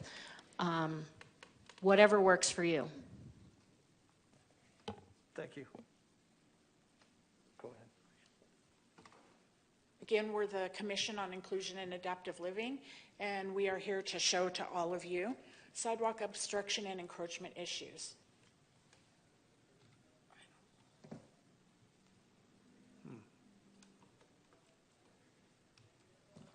Sidewalks provide space for use by pedestrians that is safe, comfortable, and accessible to all. Infringement on this space, including obstructions and encroachment on sidewalks, is damaging and dangerous to our community. The Commission on Inclusion and Adaptive Living has identified multiple concerns related to our sidewalks. These include bulk trash and trash cans impeding sidewalk flow, sidewalks in need of repair, vehicles being parked on sidewalks, sandbags being improperly placed, and lack of snow removal. Working together, we in the community of Flagstaff can do better at keeping our sidewalks safe, comfortable, and accessible. First, we'd like to talk, First, we'd like to talk a little bit about bulk trash impeding sidewalk flow. As all of you know, bulk pickup comes about every 5 weeks in our city. The city of Flagstaff has advised citizens not to block the sidewalks with their bulk trash, yet this continues. For example, this was placed out on the curb and impeding the sidewalk for 2 to 3 weeks. Bulk trash completely blocking a sidewalk in this picture, and note the appliance, which will not be picked up unless an appointment is scheduled for pickup. And I'm not sure that many of the citizens of Flagstaff know that you have to schedule an appointment, which is probably one of the issues that this will bring to light, hopefully. And as we go through the slides, you're going to see a lot of pictures. I'd like you to note that these are from multiple parts of our city. This is not from one neighborhood. We deliberately went out around the city to make sure that we covered all parts of our city. Another picture of trash blocking a sidewalk, this time in a school zone, as you can see in the picture. And for kids walking to school, that means they have to walk out in the street to get to their school. It's not a good situation. And it's one that we commonly see. Just a couple of bags, but once again, it impedes the sidewalks. And, you know, I'm speaking from personal experience, but this for me means that I have to go all the way back to a curb ramp, go all the way back out into the street, and then find the next curb ramp. And if it's a busy street, which I've had to do, if it's a busy street, sometimes I'm squeezing between cars, and, you know, I sit a little bit lower, and so it can be extremely dangerous for someone. And the little shorties that go to school, some of them are shorter than I am, so it's a big concern. And Rachel, you are a good presenter. Thank Rachel you. is one of my former students. So, another example of sidewalk obstruction, again, something we see commonly. And this is actually in my very own neighborhood in University Heights. But I have to tell you, that pile sat there for a month, making that sidewalk completely inaccessible. Trash cans are also a problem. Many citizens don't know that trash cans shouldn't be placed on the sidewalk, but also after trash pickup, trash cans are often dropped back onto the sidewalk by city staff. And I think just some basic education for both employees and for citizens would help alleviate the problem. Not necessarily get rid of it, but it would alleviate it a little bit. On some of our side streets, nearly every trash can sits on the sidewalk. And that's before the trash is picked up and after the trash is picked up. This is just another Thursday in one neighborhood. If I tried to squeeze by that, obviously I couldn't get by. I would be thrown all the way out. But if you look further back, that trash can sat there for a week. Mm-hmm. So there's no sidewalk on this street, is that correct? Oh, that is the sidewalk on this street. He's parked on the sidewalk. He's parked on the sidewalk. Oh, okay. Sorry, that looked like the road to me. That's the sidewalk. Maybe because the car was parked there. And you can see the trash cans sitting there too. So, no, this is inaccessible completely. Here's another problem. This mailbox has been here for probably 4 or 5 years, definitely before all of the flooding. This mailbox actually leaves less than 3 feet clearance that is required for ADA law, and that is absolutely impossible. It's blocking 2 curb ramps to get around. And this is a really busy route for kids to get to Kellop Elementary. And if they're walking in groups, definitely some of them have to go out in the street to get around that mailbox. Another problem that we see far too often is vegetation that grows over the sidewalk or through the sidewalk or above the sidewalk. And again, I think this is a matter of the residents not knowing that their sidewalk needs to be made accessible, but we think the city perhaps could help residents to know that and take care of that situation. Sidewalks in need of repair also present major barriers. You can see with the picture on the left, the one near the fire hydrant, that makes it very difficult for a person with a mobility challenge to navigate. And then on the one on the right, it's just where the sidewalk is separated, again, creating such a crack that, in that case, for a person with a visual impairment, very unsafe situation. And again, some more of the same.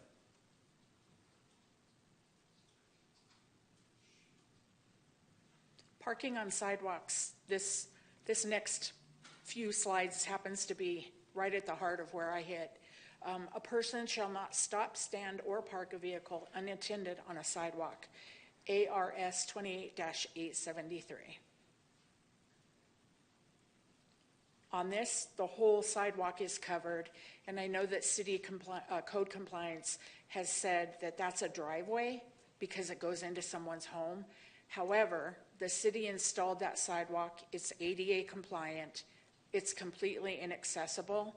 So that is in fact not his driveway. That is still a city sidewalk, and it's completely blocked. And that individual parks there every single day. Again, impossible to use the sidewalk here. This is another picture from my neighborhood. Those two vehicles parked there every single day. And apparently, they don't get ticketed, or they would not park there every single day. More of the same. And more of the same. Oh. This truck's rear hitch is a significant barrier. For someone with a visual disability, this poses a danger as they would run straight into the ball hitch.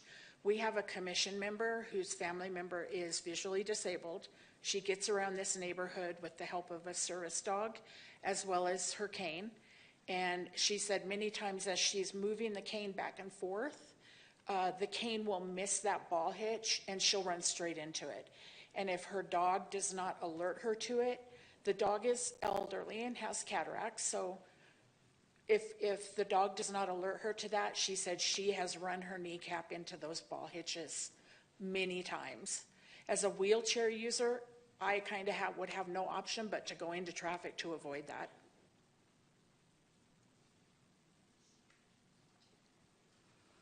This is an actual business vehicle that's impeding the sidewalk.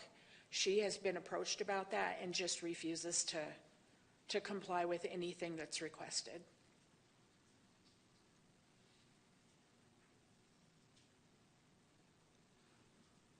It kind of seems like we're picking on Eric's, and we know that they're out of business, but this is a good preview of other businesses, other commercial businesses. With proper storage of materials, patrons of this business and others would be able to park legally, thereby leaving the sidewalk as a safe passage.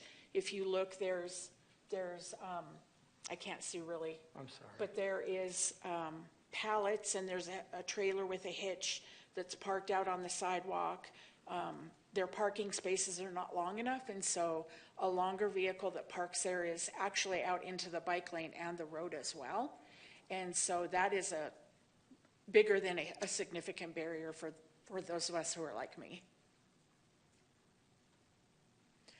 ADA requires at least one accessible spot in a commercial parking area, and this is one example of a commercial business of many throughout the city that have no accessible parking spots. Proper signage and pavement markings also need to be placed in order to comply with ADA law. The ADA law specifically is 2010 ADA standards for accessible design, sections 208 and 502, parking spaces. And this is just an example. This is a man using his walker who had to walk in the street due to the blocked sidewalk.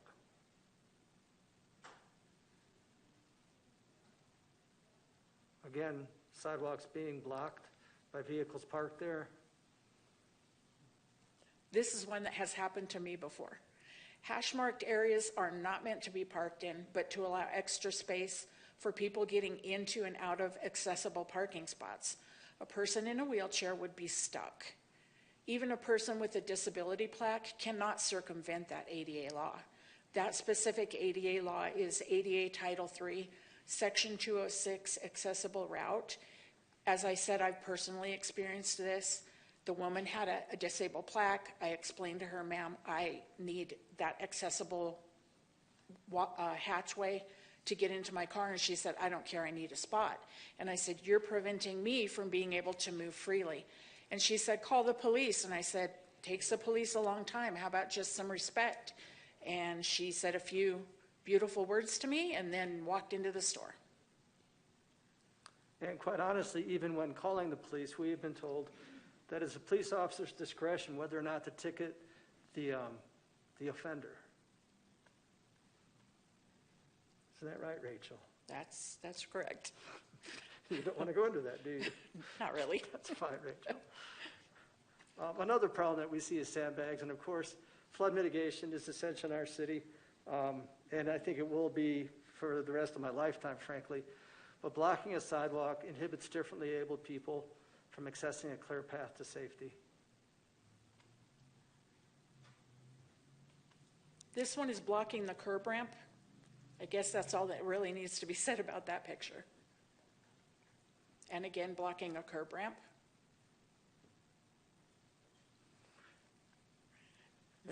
Go ahead. Go ahead. This one is maybe especially disturbing because it blocks the sidewalk completely. But if you'll notice too, that the sandbag pallet was actually dropped on the sidewalk by city staff and left there. And it still sits there. 2 years, 3 years after it was dropped, it still sits there. Again, even the curb block is ramped. The curb ramp is blocked here. Flagstaff's favorite, snow removal. As everyone knows, living in Flagstaff means snow and snow removal, and we know it can be challenging. But I think that people don't consider the difficulties for individuals with mobility challenges, and this is some of the things that we have noticed from Snowmageddon last year. These are things that we've noticed.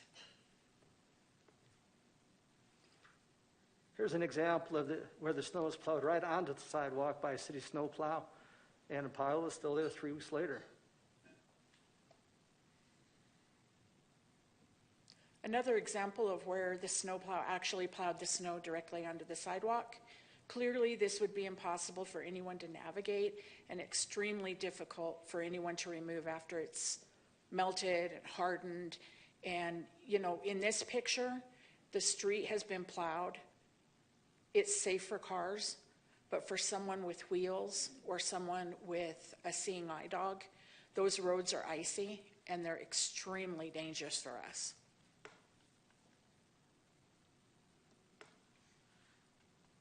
This is kind of halfway down the picture, snow just sitting on the sidewalk, and it goes about almost to the top of the picture where Mount Eldon starts. This is actually from my front yard, but we understand what a challenge snow can be for folks with mobility issues. And of course, enforcement, city ordinances for snow removal is extremely difficult. We met with Reggie, and I don't remember his title, but he talked about there's him, and I think he has one staff member who actually are responsible for enforcement, and it's just an impossible job for him to do. For many Flagstaff citizens, compliance itself is incredibly difficult. So I guess we ask if there are things the city can do to help.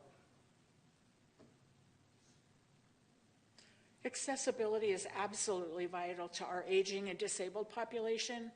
We believe that working together with the City of Flagstaff departments can tackle this issue, but we'd like to know, where do we go from here with you? I think if we're fortunate enough as people, we will all experience disability. And I think sometimes we forget that. But as a commission, we are solution-oriented. We are looking to see how the commission, through the assistance with the city council and city staff, can make the situation better. Environmental service employees could be trained. These are ideas that we've come up with. Environmental services employees could be trained to not place trash cans on the sidewalk and to note violations of city codes for clear sidewalks. They could also add a note to the water bills and email citizens explaining code compliance about bulk pickup trash cans and sidewalks. We'd like to see the city continue to assess sidewalks that are in need of vegetation clearance and actually perform repairs as necessary. We have an awful lot of problematic sidewalks in our city. We really, really do. And I have lived here since 1977. I think the situation has gotten worse. For parking violations, police officers could give a pamphlet and a warning for a first offense with a monetary consequence for a second. Sandbag placement and other flood mitigation should be modified relative to accessibility. And we understand that in my research I've found that, of course, and it should be, that sandbag placement takes priority. But I think it's really important to remember someone like me has to get out of my home as well. And I can't go up and down the street because people are rushing to get out. They've got their cars packed full so they don't have complete view of everything going on around them, and it makes it more dangerous for me. You know, I'm just going to give an example. When I have to cross 4th Street, if I don't have my son or my daughter with me, as I'm crossing the street, I actually go like this so that people in cars that are taller will see me, so that if I don't get completely across, which oftentimes I don't, they will see me so that they don't run me over. And as we who live in Flagstaff know, we struggle a great deal with our traffic. Our infrastructure struggles with the population that we have now. Intersections that are 6 and 7 lanes across are very, very difficult for people with mobility challenges. Very, very difficult. Property owners could also be informed and reminded of city requirements for snow removal. Again, it's kind of an impossible job for Reggie and his staff to do. And we're thrilled to see that the city has begun the development of a Snow Angel program or a Snow Buddy program. I think it's something that probably should have been in existence for the last 20 years. But we're excited to see a program through which citizens can get assistance for snow removal is actually starting to happen, I think, in the city. And we'd like to be involved with the development of that program and the facilitation of it. Code compliance can ensure laws are followed and educate violators. Again, pamphlets are a great first step, but monetary penalties could also be applied. You know, with the times and the way that money is nowadays, if somebody gets hit with a $25 fine, maybe it's going to wake them up and they're going to say, hey, maybe I need to do something about this, because next time it's going to be a $50 fine until they can comply. Now let's chat. What can this commission do to help ensure top-notch accessibility in our city? We really, the 7 members that are now seated on our commission, thanks to all of you, we really want to be extremely connected with you guys and do what we can do. If there's something we can do with Snow Angel, we're there. We have a parking liaison. I just spoke with Chief Musselman. We will be working with him. You know, whatever we need to do as the commission, we're extremely excited to help, and we're here. Thank you. Okay, so several council members have questions and comments. We have a public commenter online, and staff has some things that they would like to add. So could we have staff speak to anything they'd like to before I take questions and comments from council, because maybe questions will be answered? And I believe that Reggie is online as well if we need him to step in here.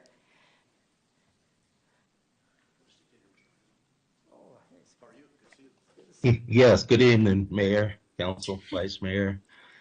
Thank you very much, Reggie Eccleston, Co-Compliance Manager with the City of Flagstaff. I just want to say thank you for this presentation. It is very well done. I appreciate what struggles you're sharing with us. We are actually, because of you, we have been in the process of trying to revamp some of our outreach to the community, as well as find other solutions and ways to either get more equipment so that even myself, and I actually have another full-time staff member, so I've got 2 now, which is good. And so we are actually more out in the community, more active, and we'll do anything we can, whether it be personally getting a shovel, especially during snow removal season, or a piece of equipment, if we can budget for it. We do appreciate all the struggles that you have. We actually did have a meeting today discussing some of those issues. So I'm very confident and I feel good about the direction that we hopefully can go. And so I will just offer to you to feel free to reach out to me at any time. I'd be more than happy to meet you out in the field. I'd be more than happy to sit down with you in my office or at your home, whatever's most convenient for you, so that we can continue to work together to find solutions to make sure that you all have the most good experience in getting around town. Thank you.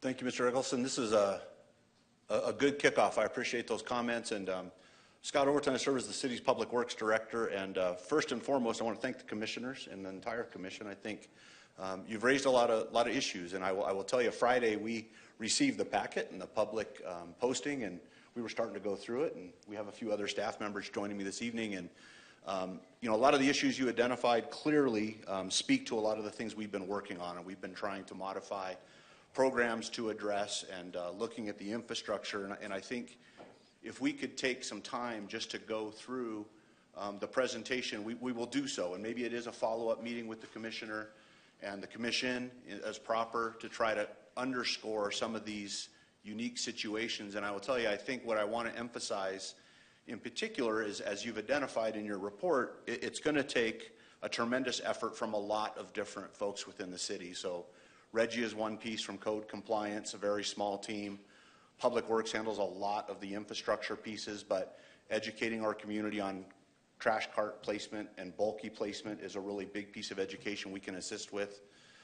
We train drivers to do things that will assist in this, and I think we need to continue that effort and explain to you some of the things we have in place. We know our friends in parks will be very assistive in how we get around our facilities and our grounds, and I'm sure they'll have plenty of conversation with us. Our police department has a good working relationship to try to sort out, you know, when behaviors can change. They'll be at the table with us to understand that better. But I think most importantly, we also saw through your presentation some things that raised some concerns. So when you raised the sidewalk concerns, we completely agree. In fact, we've moved a lot of resources to the pedestrian environment and to the sidewalk maintenance program. So whether it's road repair, street safety like you see today, on Woodlands or on Columbus, you know, we start to really address these issues as they come up. Here we have some commissioners reporting areas that we will get to, mark, locate, and correct clearly. We have to work with property owners. It's a joint venture, right? The property owners have some stake in the game financially, so it's the notification process, and then how that city, in our case, starts to work with those property owners is a really important step and process piece. But I think you've pointed out some things that really make a lot of sense for us to focus on. I think we can balance some of these values. Then there's a few that really seem pretty simple that maybe we've overlooked. So maybe going back and looking at mitigations as projects come online and mitigations change. How do we work with, in particular, our flood areas such as Grandview, Sunnyside, and Coconino Estates to really modify those short-term mitigations so that we can maybe balance the values better. You know, we can still get good pedestrian connectivity, access, and maybe some of the goals of flood mitigation, because as you mentioned, they're really in conflict. So I provide these comments because I think it's a good report, but I do want to make sure that we know that there are proper ways to report things, and we want to make sure we're using those tools to try to address them as quickly as possible. We have a lot of cooperating staff here this evening that are taking notes and willing to work the issues as well. But I also want to let Mayor and Council know that we're here to answer any of your questions or follow up from the Commissioner's report this evening too. So I have a question. What is the process if a resident comes across a sidewalk that's got some damage or has vegetation growing over it? What should they do? yeah, excellent question. So Public Works typically takes that call, so it's either an email to Public Works or a call to the main line. Sometimes citizens will report it even to you, and you might forward it on to a city manager's office, who then forwards it on to us. Sometimes they'll walk in to Public Works. Other times we identify the issue. Maybe a staff member will see it, or we will be doing an inspection in an area with our engineering crews, and they'll identify a certain area. So you're seeing that on the road repair street safety program right now in the community. Once those are identified, they're kind of categorized, prioritized, and then we try to address them with work crews as available. A lot of them do become weather dependent. You know, in the middle of January, those are really unlikely to get fixed quickly. But during the summer months, it's a really robust program. So reporting can be through any method we have typically pushed out, and maybe that is one thing that we can improve. So as we work with Sarah Langley's office, how do we just let the public know, here's the way to report these things, if that's the mechanism that maybe would help us improve, get that word out. And we tend to get a lot of reports, so somewhere the information's sitting. Thank you. Yeah. And so we can get a list of the sidewalks that you identified through your work and get them to Public Works, so you can add them to your lists. I would love to hear more about the snow angels, and I'm wondering if, before we get to comments from council, whether council has any questions for Mr. Overton. All right, I think you are free to step away.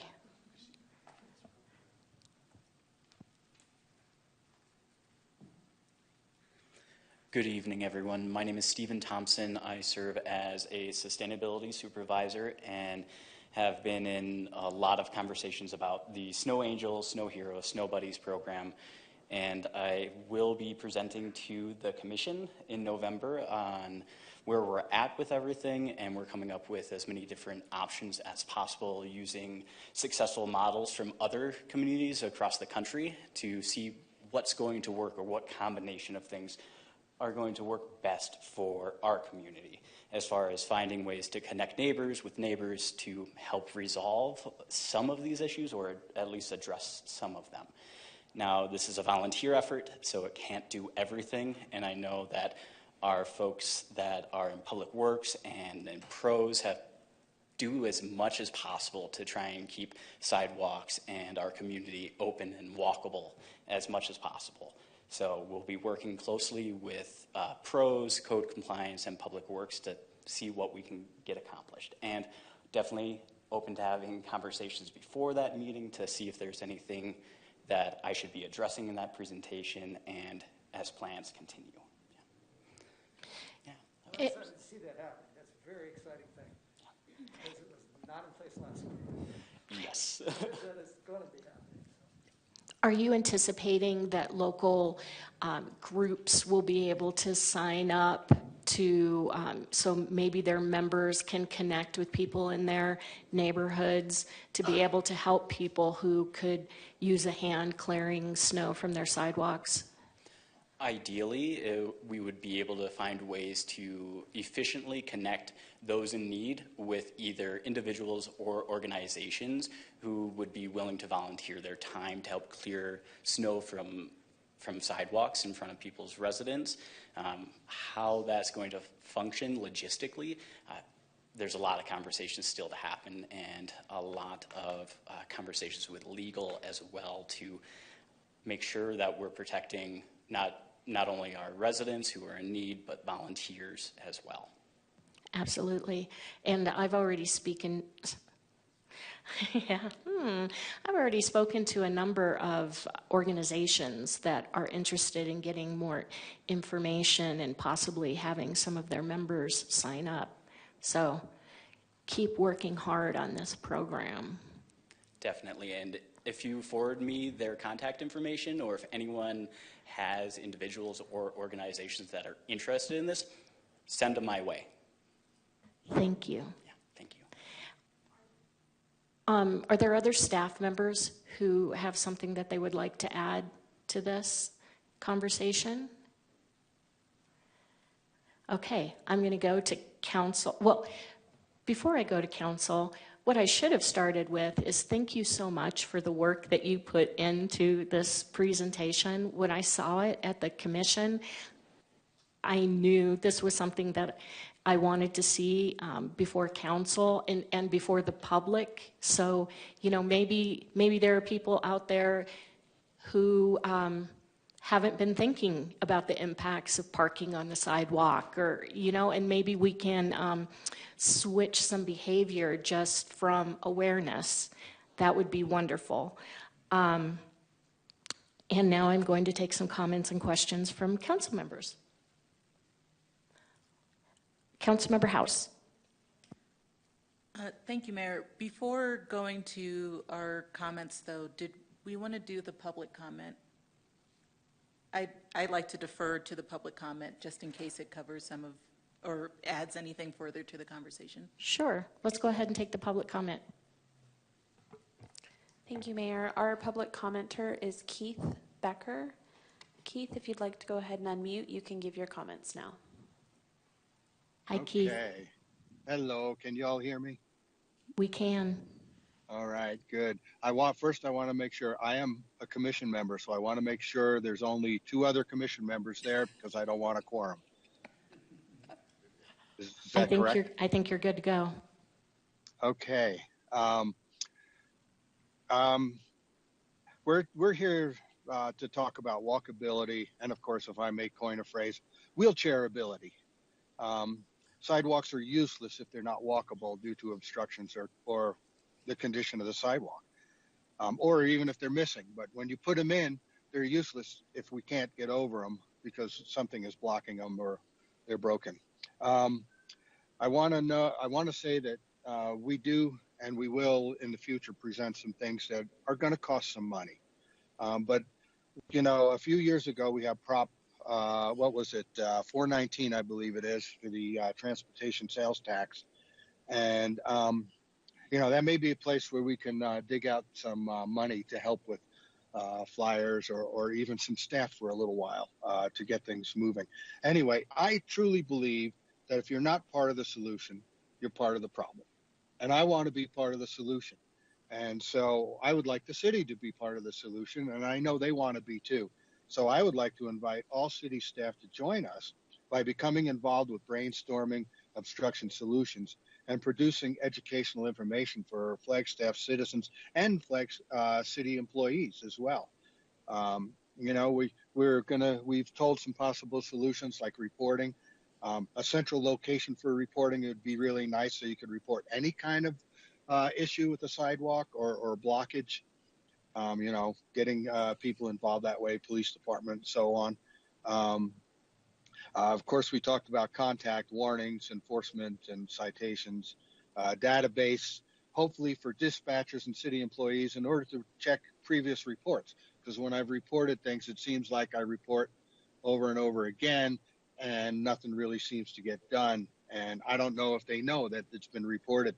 One place I reported over 40 times. Informational pamphlets, that's going to cost a little bit of money, but that may be where that proposition comes into play for us. The warning signs that people were talking about, stickers. You know, there's other things, but we're basically talking about education here. Education to the public, education to the police, environmental, city employees, even code compliance people. You know, I would like to see some education go on. And you know, when a police officer does go up to somebody, you know, maybe they're parked on the sidewalk and they go and they talk to them, they can hand them a pamphlet that has all of the stuff in it that they need as a citizen, and links on there. As a citizen, they can go and look these things up and come into compliance with all that. Thank you, Keith. Thank you. Yes. These are great suggestions, and I look forward to getting all of these down in writing, maybe at our next commission meeting, and I will be calling you about the situation that you alerted me to. Okay, and thank you so much, and thank you for letting me speak really briefly here. I do want to say I'd like to see a couple more people on code compliance, and maybe again that prop might help us with all that. So that's just food for thought for y'all. Thank you. And thank you for letting me talk. Okay, Councilmember House. Thank you, Mayor, and thank you so much for this presentation. This was truly informative and great information for us. One of the things that was a highlight to me in what you shared and that I truly appreciated from the presentation was noting that you're a solutions-oriented commission, and the number of solutions that you brought forward are really impactful.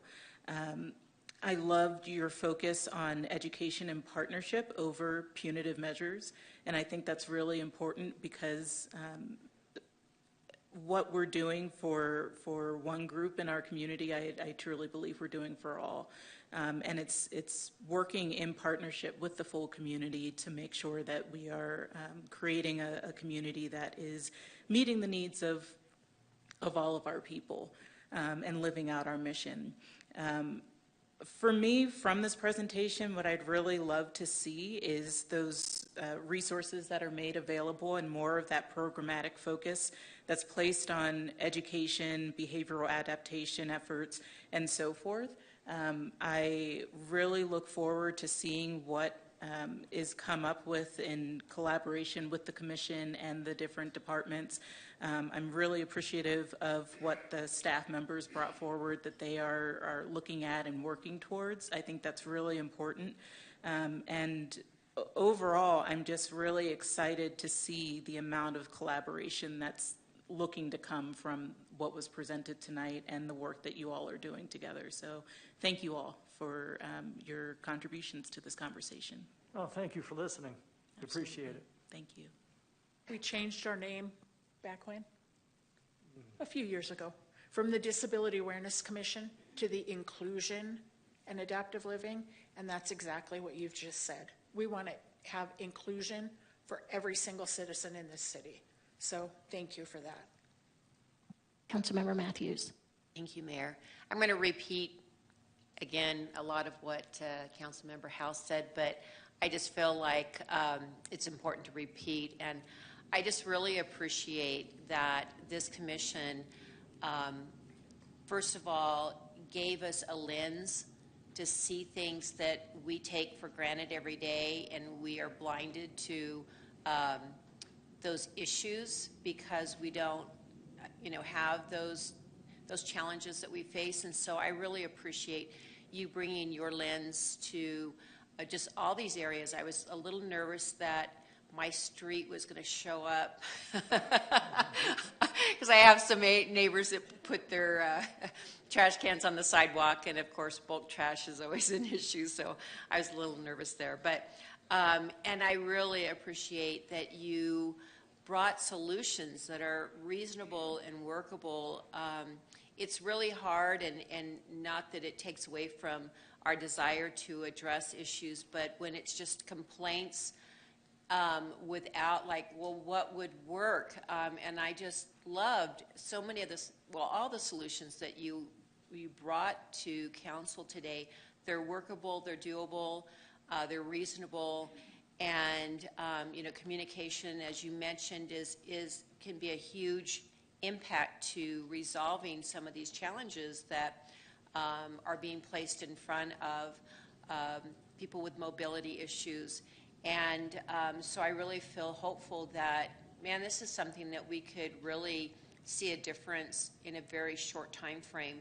I heard a couple of comments about, communicating to, deciding what department maybe to report it to, so maybe staff can also do just a hotline to where, especially people that are more prone to notice these issues can call in and say, on Fern Street, number 123, the cars parking on the sidewalk, because we do have Reggie does have a small staff, even though he gained one, but still we have a huge town. And so it would probably, increase the impact if, instead of us looking around for the issues, if we were given a heads up, hey, there's an issue over here, there's, this problem. I really enjoyed the picture of the mailbox on the softball side. I hadn't seen that before. I was like, wow. Just things that, we don't see every day. So I just want to say thank you for the thought and the work and just what you all are doing, your whole commission is doing. And I, for one, and I'm sure the rest of the council also just really appreciate that you've taken that heart and that passion to really look at a problem and come up with solutions and want to partner with all of us involved to where we can make it a better adaptive living for everybody. So thank you so much. Thank you. Councilmember McCarthy. Well, thank you, Mayor. Great presentation and great photographs. I just want to kind of talk to some of the things that resonated with me.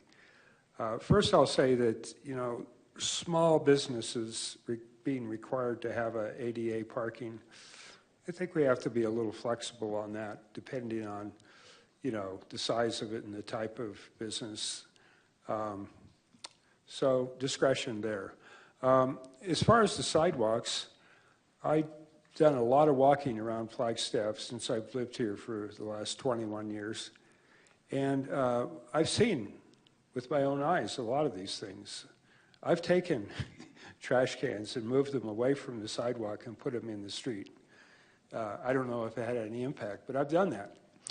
I think in this, you kind of touched on all of this, but I'll kind of put it in focus. I think the first step is education.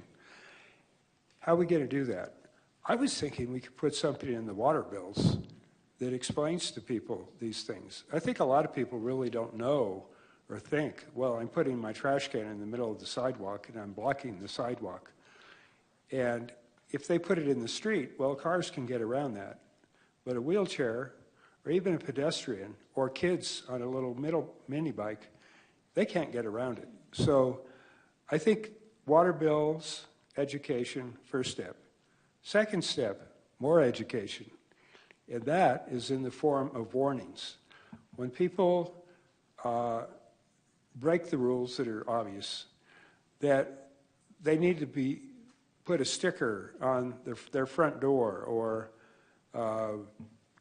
you know, on the trash can itself, or on the bulk pickup, some kind of notification that tells them. Third step, enforcement. That means they're given a ticket. And it may be that the first offense, they don't get a fine. We're not here to raise money on this. We're here to solve a problem. But if they do it again, there should be a fine. I remember about 4 decades ago, I lived in Scottsdale for a very short time between marriages. I was living with a friend while my house was being built. And I got a ticket in Scottsdale because they didn't like the way I parked. I wasn't blocking anything. I won't get into the details. But Scottsdale gives tickets, and I had to pay a fine. So it can happen. I'm thinking we need some stickers for trash cans. If there's a recurring problem, we put a sticker on the trash can. And when the people see the sticker, they're going to read it. And maybe they'll go, wow, I never thought about that. And the sticker should not just say, you can't do this. It should explain why. So be considerate, whatever. And I'll mention that there was a downtown business here that had a problem with, they had a tree thing. I'll just say it, pay and take. And I talked to the owner there, and I says, my wife uses a wheelchair. She couldn't get by here. And you know what they did? And it wasn't an ideal situation, but next time you walk down there, there's some like gray plastic they put in the tree well that a wheelchair can get across. So my only point is that we can all talk to people. I talked to that person, they did something about it.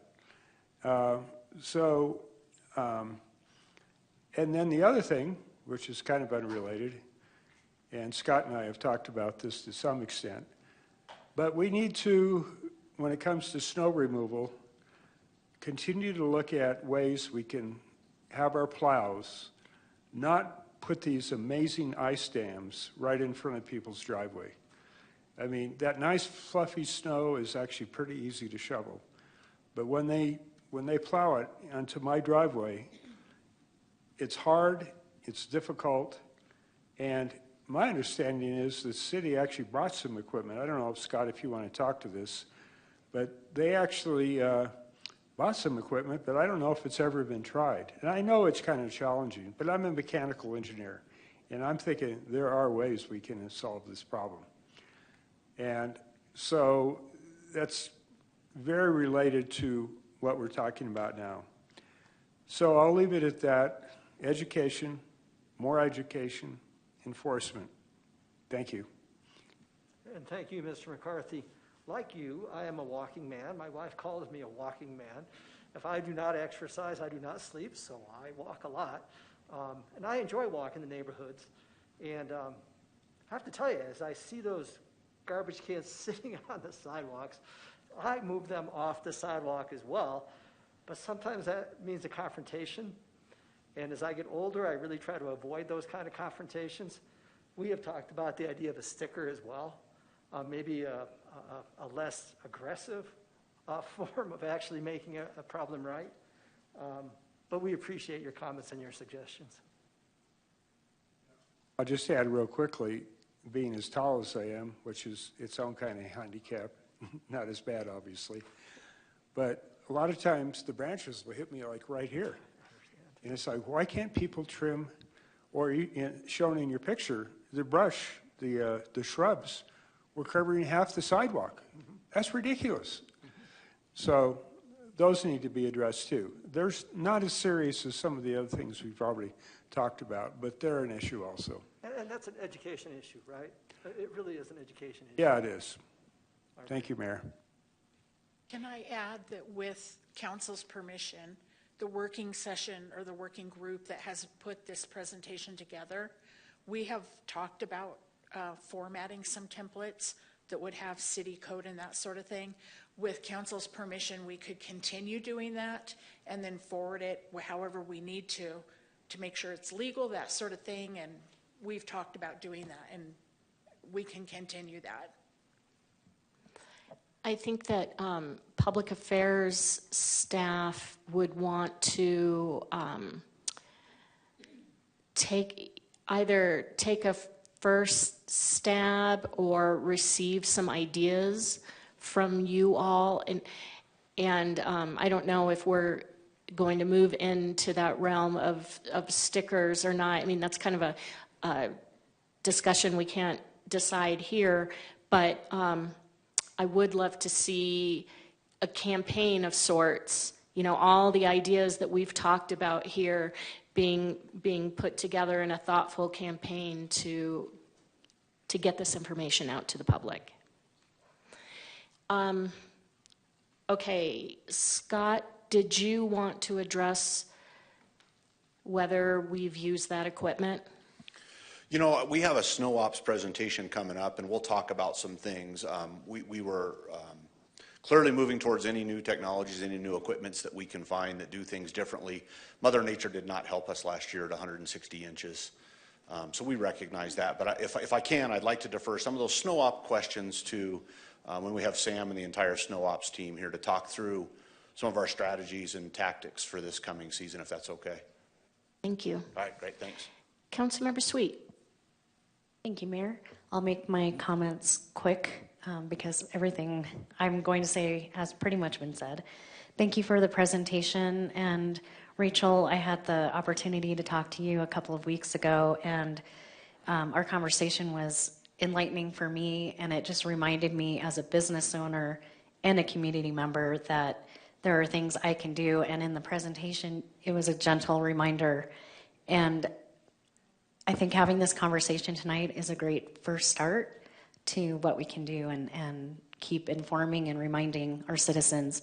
And the one thing I would add is maybe some social media and some videos on the trash cans and the snow and the sidewalks and the leaves and that sort of thing. Thank you again. Yeah, I know this last summer was,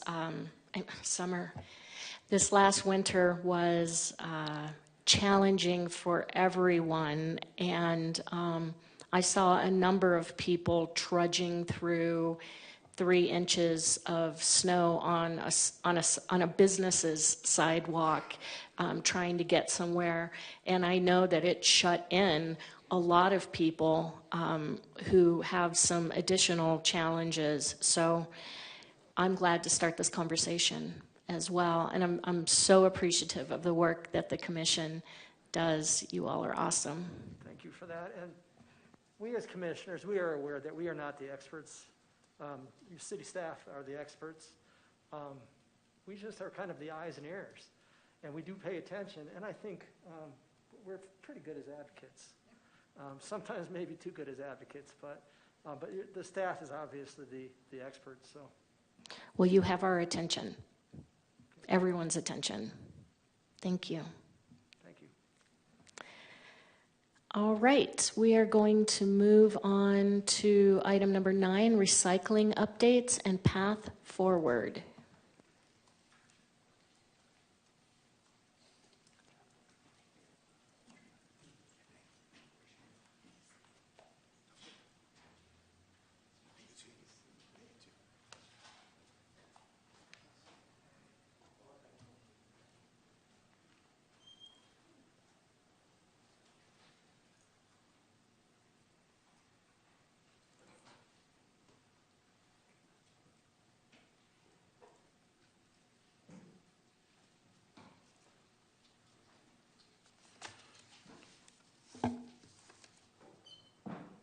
And they all showed up. Good evening, Mayor and Council. Scott Overton once again, Public Works Director. We're here this evening with a fairly robust but detailed and poignant conversation and discussion about our recycling efforts. And this evening, you are going to hear from a lot of our experts and a lot of the team that has been working this problem.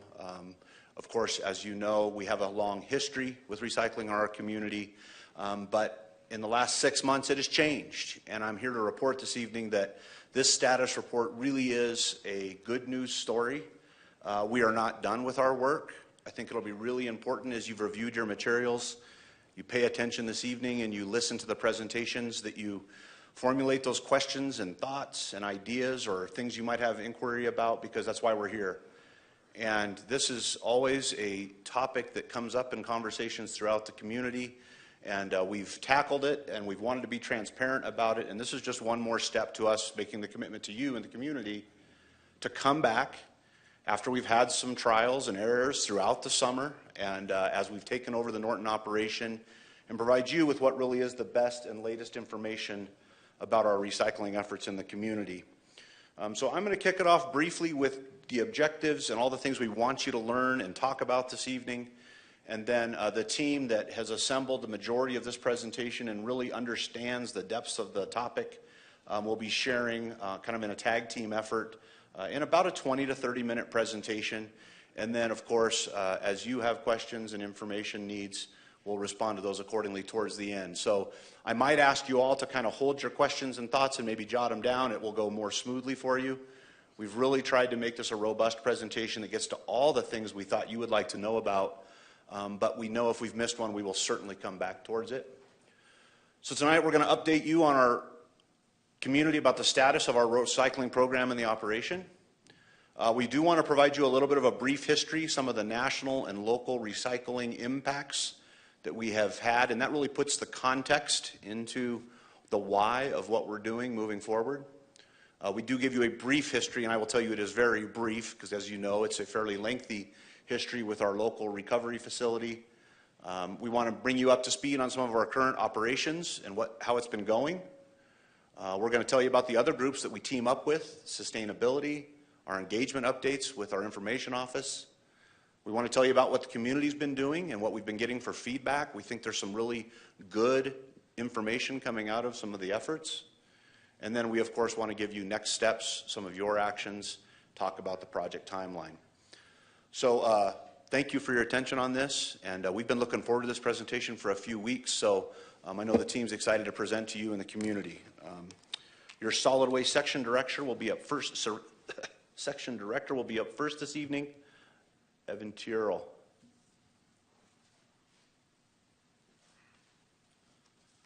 Thanks, Scott. Appreciate it. Good afternoon, Evan Tyrrell, Solid Waste and Fleet Services Section Director. There is a lot of content, as Scott mentioned. I'll try to go through this relatively quickly, but give you a little bit of more context to the discussion. But I'd first like to start and just say that this entire recycling operation and the programs and this ongoing transition has been an amazing collaborative effort across the entire city and the organization.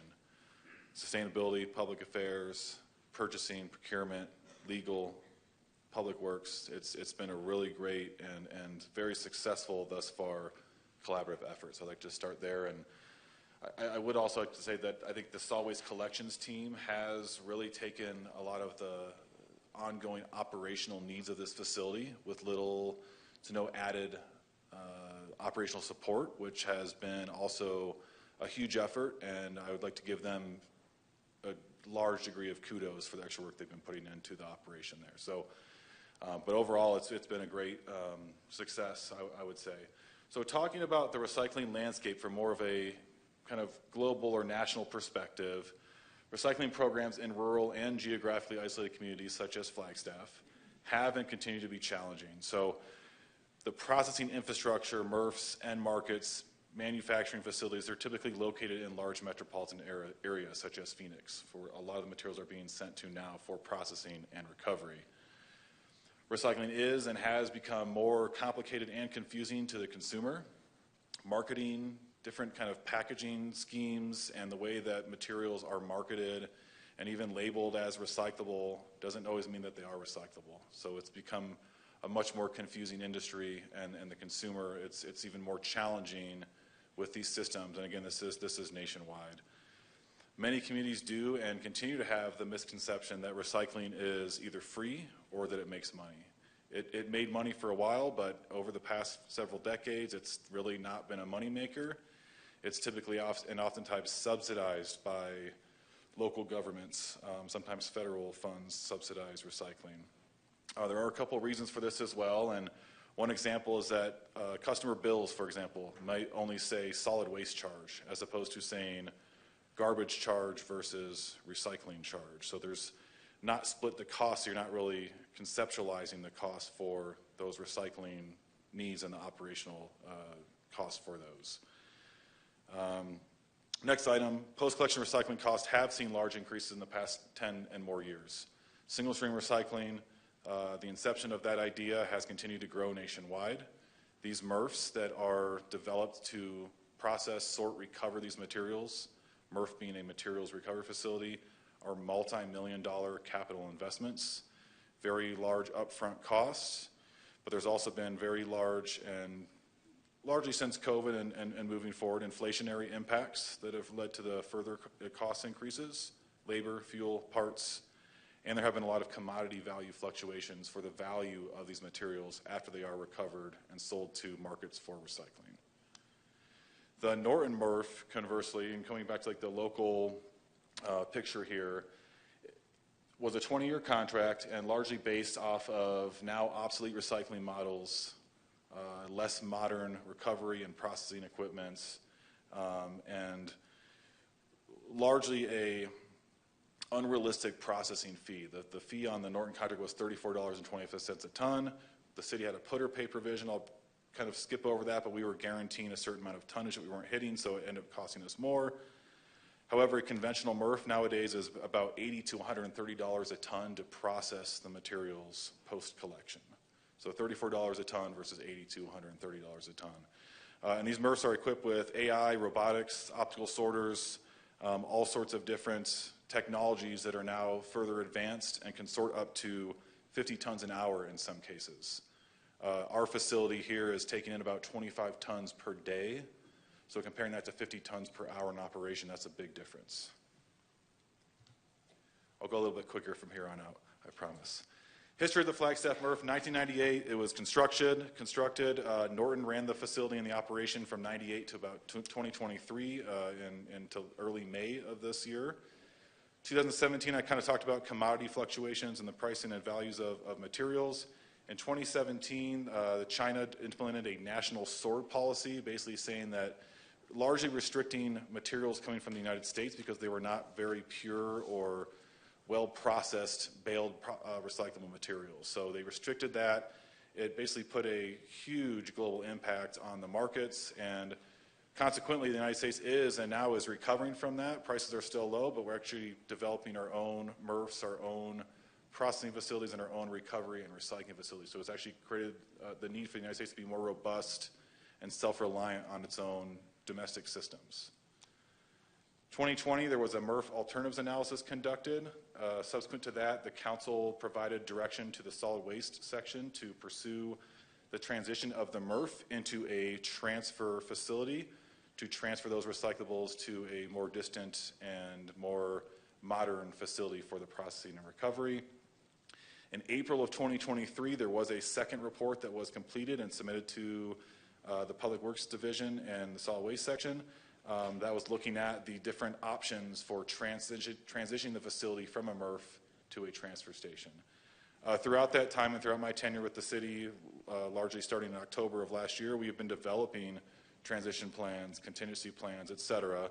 Unfortunately, the contract ended abruptly on May 3rd. Norton facility, they kind of walked from the contract. We've worked through all of those things. Again, it's been a very large success story. We were somewhat ready, and we made a very quick turnaround to continue the city's recycling operations, but didn't have enough time to get everything in place at that time. So recycling in Flagstaff, more local kind of focus here. So the city has been operating the facility as a transfer operation since May of 2023, largely being ran by the Solid Waste Collections Program. The public recycling drop-off sites are available. We reinstituted that at the Norton facility. There's also one at the Cinder Lake landfill for Coconino County residents. Landfill's open 6 days a week. The Norton facility, now the City of Flagstaff recycling transfer facility, is accepting public drop-off from 9 a.m. to 3 p.m. Monday through Friday. I've mentioned before, and just at the introduction of this discussion, is that the city staff have developed a cross-departmental MRF transition team. Nearly every city division is involved. It's been a very large success, a lot of collaboration, and very supportive throughout this transition period. And things that I'm always looking for and spearheading are continuous improvements. We are looking to facilitate continuous improvements for the entire program, but we still are in a very much of a transition phase currently. And we'll talk more about that here today. So what is a MRF versus a transfer facility? I'll go quickly over this. Common factors that the recyclables are just typically tipped on a transfer floor or a tipping floor, typically is what it's referred to. A MRF has multiple conveyors, systems, machinery, physical and mechanical sorting equipment, and the commodities are ultimately separated by type of material, so plastic bottles, mixed paper, cardboard, et cetera. And then they're compressed into big cubes or bales and then sold to recycling, basically places that actually do the true recycling of the materials. So even here in Flagstaff, that we were recovering facilities, we weren't actually creating the end use to the next life of those materials. We weren't actually recycling in its entirety in Flagstaff. Some people maybe have thought that through some of the public feedback we've received. Anything that was baled here and shipped off to market was sent to mills that they processed for full recovery and recycling of those materials into new products. A couple pictures here. The ones on the bottom are actually the City of Phoenix North Gateway Materials Recovery Facility. We toured that. That's where some of the materials were going early on in the initial stages of this transition. They're now going to another facility in Phoenix as well. Just kind of a schematic to show the complexity of these systems for a materials recovery facility. And as it pertains to a transfer facility, a much more simplified version. There's still a tipping floor. The recyclables are tipped on that floor, loaded into larger containers, and transported elsewhere for processing and recovery. So these pictures here kind of reflect the different types of transfer stations. The upper left is a high tip bay where trucks can back into and tip materials. The one on the right is trucks can actually sometimes enter these buildings and tip on a tipping floor. The City of Phoenix is largely like that facility to some degree. That's not City of Phoenix, however. And then you can load materials into semi-tractor trailers, similar to the bottom left picture, and also into stationary compactors that would load into various different containers or vessels, as reflected on the bottom right of the screen. So what has happened this year? April 26, 2023, Norton Environmental stopped accepting the city's recyclables. Within 7 business days, by May 8th of 2023, the city resumed all recycling operations, and we began using the facility as a transfer station. Huge success. We, for lack of a better term, moved mountains in that short period of time. And it's been continued ever since, and we're working on optimizing these operations. Also on May 18th, as I mentioned, we did also reopen the public drop-off at the Butler Avenue facility as well. A couple news articles here. The picture on the center right of this presentation is one of the internal city staff tours that we took at the glass recycling facility, Strategic Materials Incorporated. We're going to be starting to send our source separated glass there hopefully next week, if not in the next couple of weeks. We have a big, large pile of glass we're going to be moving down there for true and full recycling. The bottom right is what the public drop-off looks like at the Butler facility as well. So welcome you to come by and check it out. So what else has happened? So between May and June, I'd like to highlight the intergovernmental collaboration. The city did work with the city of Phoenix, and we developed and executed an intergovernmental agreement with them to utilize one of their 2 MRFs in the valley. We can actually use their second MRF. It's more distant. We have not been using that. But also to use their facility for any use that the city might need in the future. During that time, we also implemented, council approved an emergency hauling contract with a local hauler to facilitate the transfer of those materials to the Phoenix MRF, primarily the North Gateway Transfer Facility, owned by City of Phoenix, operated by a private company. The upper right-hand picture is what that operation looked like. We were using a high-tip front-end loader to load into semi-tractor trailers. That's what it looked like during that time frame of May through June. As of July of 2023, the city has entered into a 6-month contract with Friedman Recycling. They also own and operate a MRF in the Phoenix area. That's a 6-month contract with upwards of 2-3 months extensions. So we've been utilizing that operation since July. That is continuing today. We're working on optimizing and enhancing that operation and making sure that we're prepared for upcoming snow season, and we're maximizing our basically our tonnage that we're hauling per trip. The bottom right-hand picture shows what that system looks like. Those red machines are stationary compactors. That kind of flared opening on the top is where we are loading the recyclables into, and it's compressing those into 40-yard receiver boxes that are then subsequently hauled by Friedman to their facility for processing and recovery. So they're hauling those typically 2 at a time on a doubles truck to maximize the hauling capacity and to limit energy consumption, carbon emissions, et cetera. We've been working on this for a while, but now we're kind of finally getting some traction. But September to present time, and we're continuing this, we are developing a RFP to identify the best and most efficient use for the facility, for the transportation, for the processing and recovery, for the city's long-term post-collection recycling needs. A lot of data here. Basically, what we need to focus on and what I want to highlight is the cost per ton, which is that very bottom row. So we've done some different types of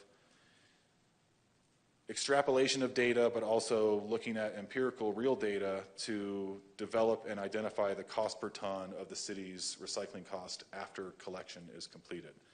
Under the Norton environmental contract, there was that put-or-pay mechanism that I mentioned, and we've kind of extrapolated the full year to see what would the city's cost at a full year based on the actual tons we would have theoretically delivered to the facility.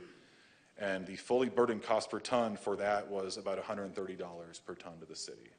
That's with the put-or-pay, that's with moving things to the Cinder Lake landfill, that's with the limited recoverability of materials based on the obsolete processing equipment.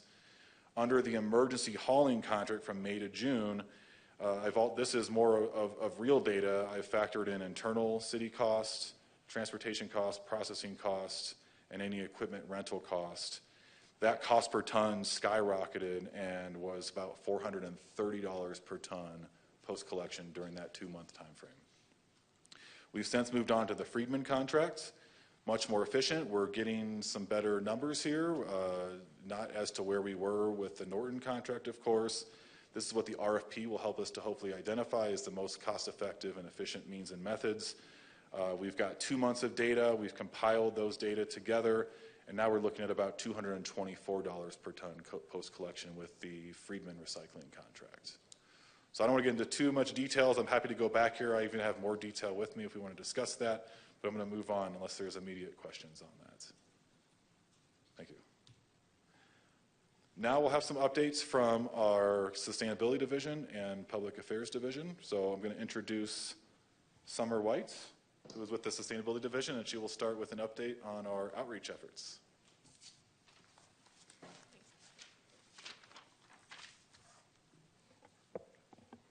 Hi, Mayor and Council. Summer White, Sustainability Supervisor.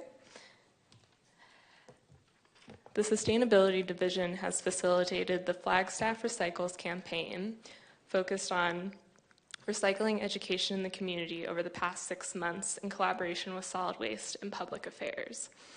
Some of our larger efforts include the launch of a NAPTA Mountain Line Bus advertising campaign in August focused on which plastics are accepted for recycling. Since June, we've created tailored recycling messages each month on CAF Country Radio, and we've also been featured on several of their radio shows, including on CAF Country and Radio Sunnyside, speaking to common recycling questions. Other direct outreach has included presentations to businesses and schools, tabling at the Flagstaff Community Market, and other in-person events, as well as residential recycling bin checks in several neighborhoods across Flagstaff. As you can see from the numbers on this slide, we've been able to invest a lot of time in direct engagement with our community, whether that was distributing educational materials or having meaningful conversations. Now I'll pass it off to Samantha Victor, who's been critical to the social media side of our campaign strategy.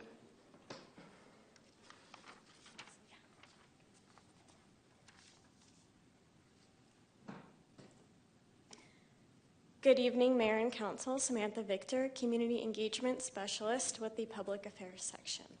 I will be discussing our Flagstaff Recycle social media campaign, which began in July of this year in collaboration with the Sustainability Division. We've been sharing a variety of content, including graphics, videos, and posts with different tones. The 4 posts I have showing here are just a few examples of what we have been sharing. The 2 on the left are graphics, and the 2 on the right are videos. I'll go ahead and play these 2 videos to give you an idea of what we have been sharing.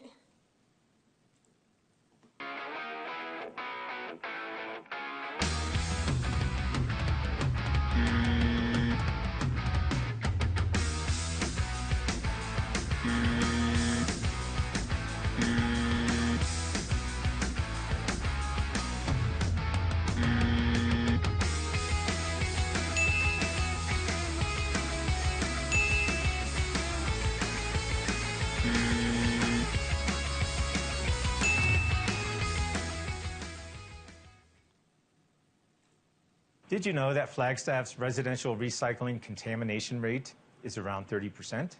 Which is really high. Contamination is considered to be anything that is not recyclable, such as plastic bags, used paper napkins, and even bubble wrap. Recyclable containers also need to be empty, clean, and dry. Incorrect recycling creates many challenges for our community. Sending more items to the landfill, which creates greenhouse gas emissions. Creates potential hazards to solid waste workers. And greater costs to the community. So let's all work together to keep contamination out of our recycling. If in doubt, throw it out. To learn more about recycling in Flagstaff, visit flagstaff.az.gov/recycle. And that last video has actually received more views and likes than any previous Instagram post we've had. So we are very appreciative of our city manager, sustainability director, and solid waste section director for volunteering to help us out with that. I think it's Greg. Yes, it is Greg. Thanks, Greg. So as you can see, this campaign is generating significant engagement and people are eager for more content. We are continuing to plan and share content for this campaign for the foreseeable future. Lastly, please visit our social media pages to help share this campaign. I'll now hand it over to Sarah Langley to discuss our broader outreach plan. All right, thanks, Sam, and good evening, Mayor and Council. Sarah Langley, Public Affairs Director. I'll be wrapping up our outreach update by providing you some information on what we're planning for the future. Folks from Public Affairs, Sustainability, and Economic Vitality have all been meeting regularly to plan how we can further expand our outreach for the Flagstaff Recycles campaign and let our community know what can and can't be recycled in Flagstaff. So we're working on a variety of online, print, and in-person channels to get the word out. Some examples of that are we are working with Heidi's team, the Economic Vitality folks, to get recycling content into the Flagstaff local My Actions Matter campaign. So be on the lookout for that in the coming months. We're also looking to use both print and digital ads to reach residents and businesses, but also those visitors who are maybe coming up from Phoenix, because we do have different recycling guidelines than is down in Phoenix. So making sure people are aware of that. Of course, social media will be a central pillar of our campaign as we move forward, as Sam just outlined with some examples. We plan to also leverage some of the materials that sustainability has already developed, including things like fridge magnets. So hopefully people can have that as a reference in their kitchen, and we can catch that contamination before it ever enters your inside recycling bin. We're also planning to continue working with our community partners, whether that be NAU or nonprofits like Willow Bend, to help us spread our message. And then lastly, I wanted to highlight really the creativity that's come out of this team. They've already been working on some Halloween-themed content. Sorry. We found that the public really enjoys holiday-themed content, engaging in those different things throughout the year.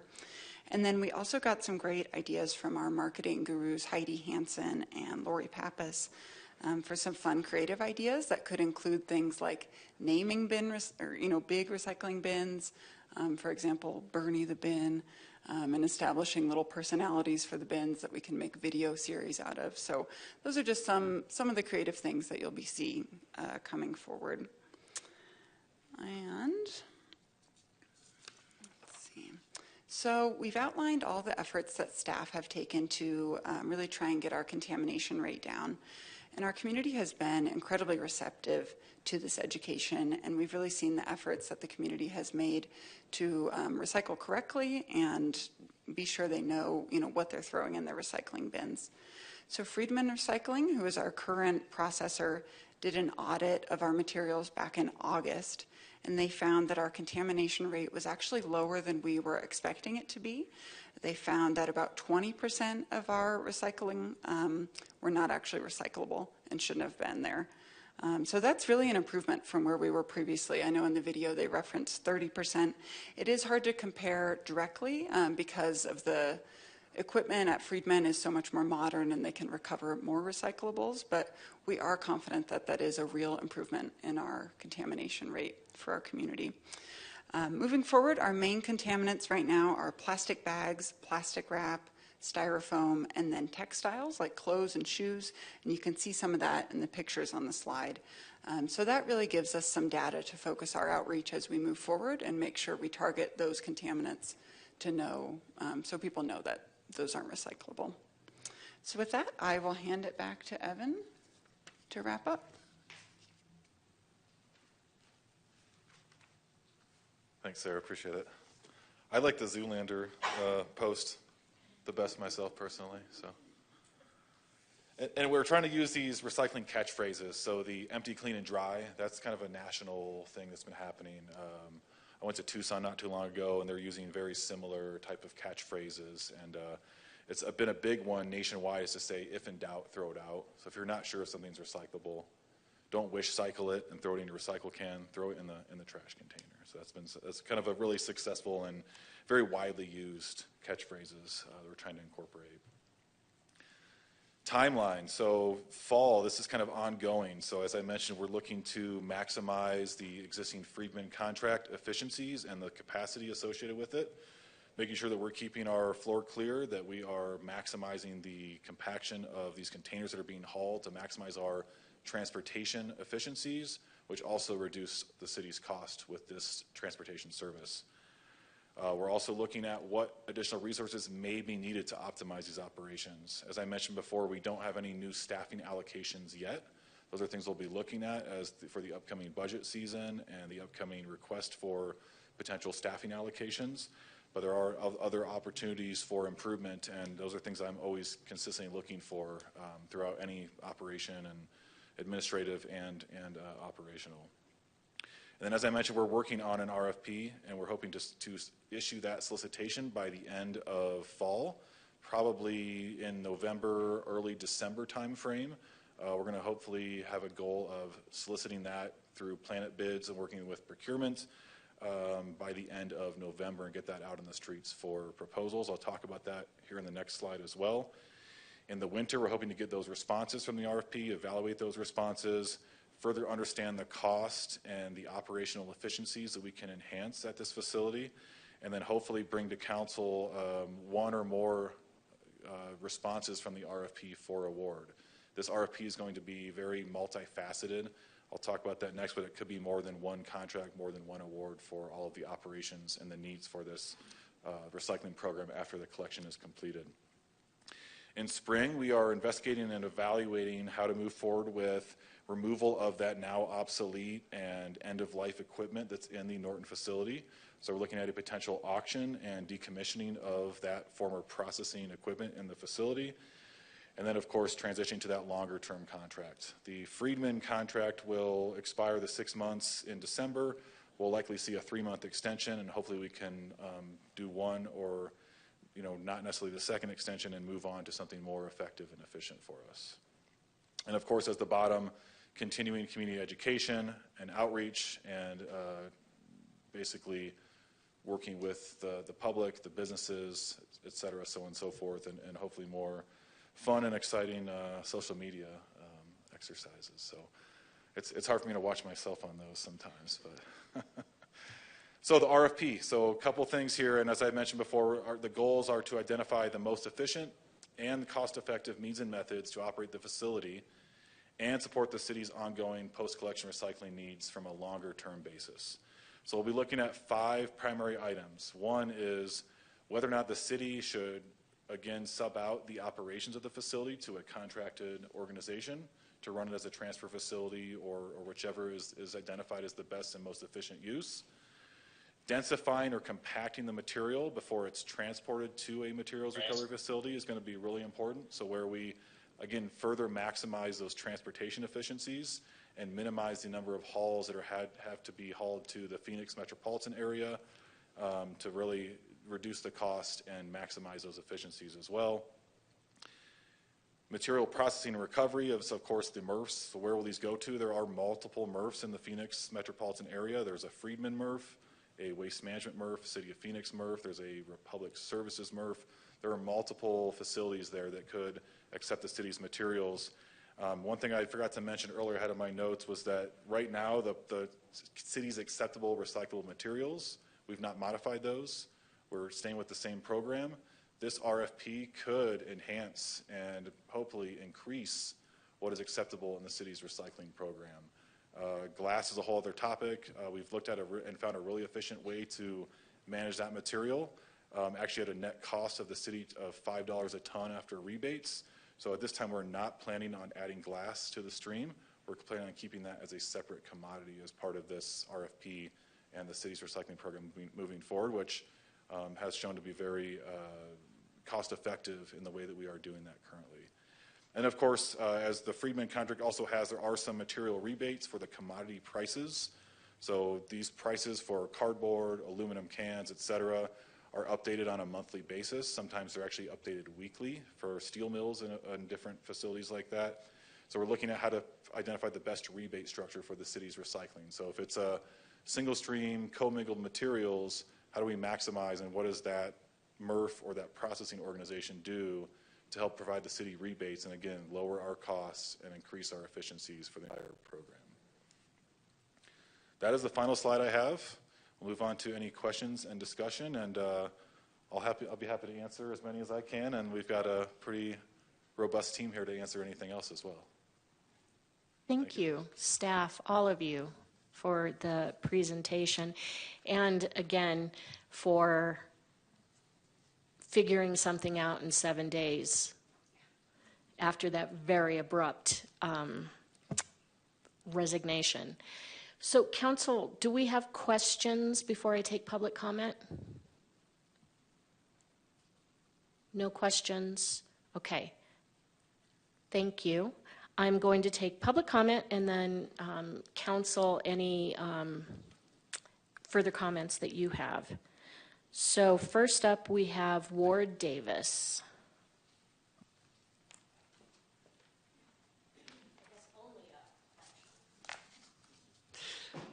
Well, good afternoon. It's getting closer to evening. So I'm a resident, been 20 years here, and I've been following recycling, and I'm sort of a data nut, so I've been collecting all the data from both Norton, and I've been getting all the Friedman information, some from Evan and a lot from public record requests. And there's been several studies that have, those two studies that he mentioned, that Evan mentioned, have talked about the potential for pulling old cardboard, corrugated cardboard. And it does look like those processes will be important, and it might end up being in the, the proposals that come forward. So I've been doing the math on what that would look like. And some of the options look like they're paybacks in a year, which means there's some money to be made, which is why they're doing the study. I'd also like to encourage conversion of the old MRF conference room into a recycling information center. It'd make a great base for community outreach and for contact with the public through discussions, videos, and displays. You may have been in that room if you ever took any tours of the old MRF. It has some problems. There's black mold in the bathrooms, and that's going to cost some money. And probably the bigger problem is, what would you do with manpower? How would you man it?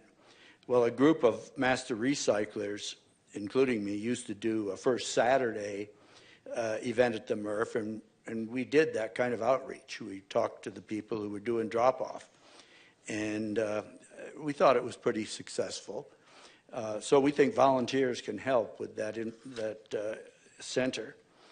I know this idea is already on the to-do list. It's just gotten pushed down a ways, but I think its priority should be raised. It's such a useful tool to have a personal contact instead of just, what's on a bus or a Facebook post. So I think it could really be helpful. And I'll just end with saying that recycling, from a money standpoint, the money in recycling is not having to make a big hole in the ground to put the landfill. And we don't talk about that very well. But that's how you make money with recycling, is you don't fill up your holes. Thank you. Thank you, Ward. I actually have a question for you. Very good. Can you tell me more about cardboard and what you were referring to? Yeah, cardboard, we have a lot of it. We've had about 40%, according to what Norton was pulling and selling. And we found we had a little less when we got it from Friedman. We got 34. And so it turns out that when you compress cardboard, you lose some of it. When you compress it like we do, so hard, you can't detect it as cardboard anymore. It looks like paper. But we can sell it. I mean, we have a good market for cardboard. And so for a long time, we've been considering whether that is in our future or not. We're right on I-40. We can send cardboard several places. Thank you. And Evan, I'm guessing that that's something that's included in all of your thinking about our recyclables and our landfill? Yes, and we are evaluating that. Right now, we're just trying to make sure we have the continuity of operations needed to continue with the city's recycling program. That second study that just came in right before the Norton facility closed provided kind of an analysis of three options, and actually a fourth of just direct hauling to the local waste management transfer facility. But we're looking at what would that cost from a capital investment, what would the return on investment time frame be, and how do we manage that operation and effectively staff it and make sure that we have that continuity for that program. Thank you. Comments or questions, Council?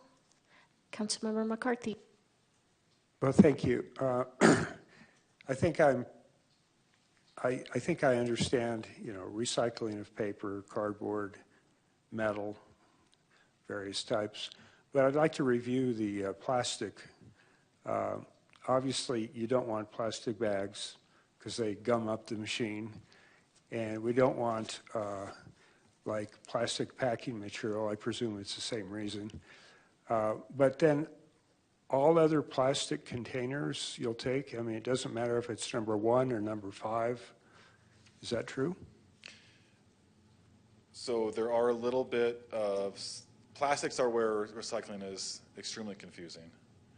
So since the China sword policy that came into place, to my understanding, that's when Flagstaff took out the plastic numbers or resin codes 3 through 7 and only continued and has continued to accept plastic numbers 1 and 2.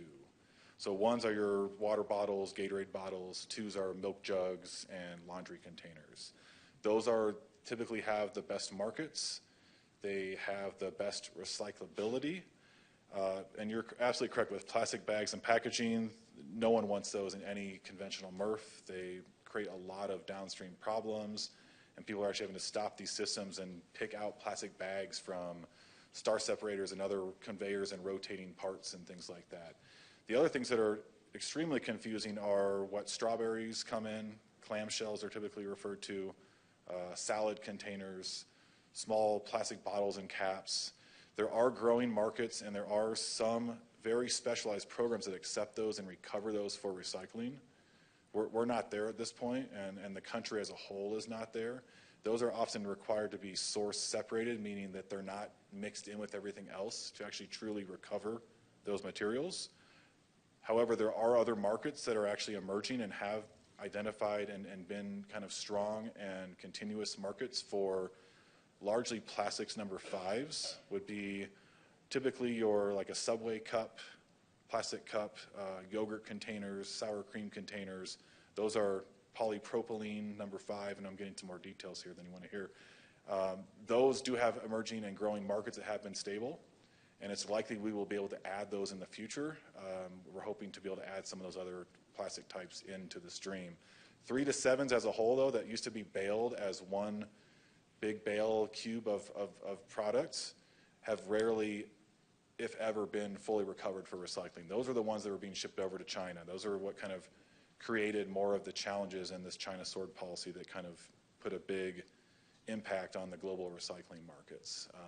But if they're sorted properly, then yes, there are some options. So the bottom line in 2023 in Flagstaff, Arizona, recycle plastics 1 and 2 and any other numbers throw in the trash. Is that correct? That is correct, and that's the big emphasis on what you see here is the bottles, jars, and jugs. So if it has a good form of material, and usually you would refer to it as have a threaded lid on the container. Some of the places we're sending to now, just to be fully transparent, they are recovering some of the other materials that we're not saying we truly accept in our program. We've specifically not added those to not confuse the public until we're ready for a longer-term contract. So it's very likely again, that, bottom line is 1 and 2 recycle, everything else throw out. Yes. I'm trying to make this simple. Yes, sir. I think part of the problem here is that a lot of people don't understand what they're supposed to recycle. I mean, even me and my wife. Number 5, I've been throwing in the trash, but everything else I've been recycling if it was clean. But 1 and 2, yes. Everything else, no. That generally correct, yes. 1s and 2s, bottles, jars, and jugs. Those clamshells are often labeled number 1.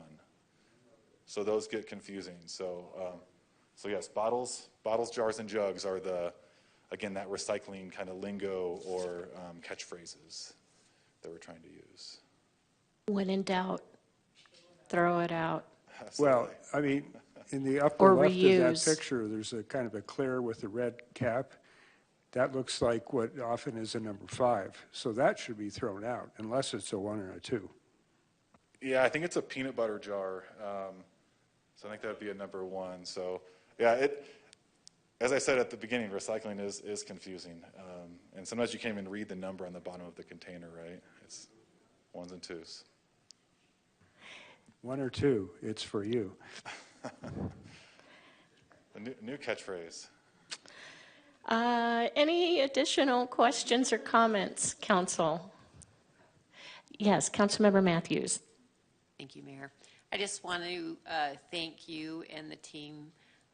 Another great example of collaboration and teamwork, and amazing where we were just not too long ago and what we've had to just come pretty much full circle. And I've learned a lot about recycling and just the efficiencies that you were able to just pick up and turn around in a really short time frame. So I just want to congratulate everyone on the team and all the different departments that worked on it. And so thank you very much.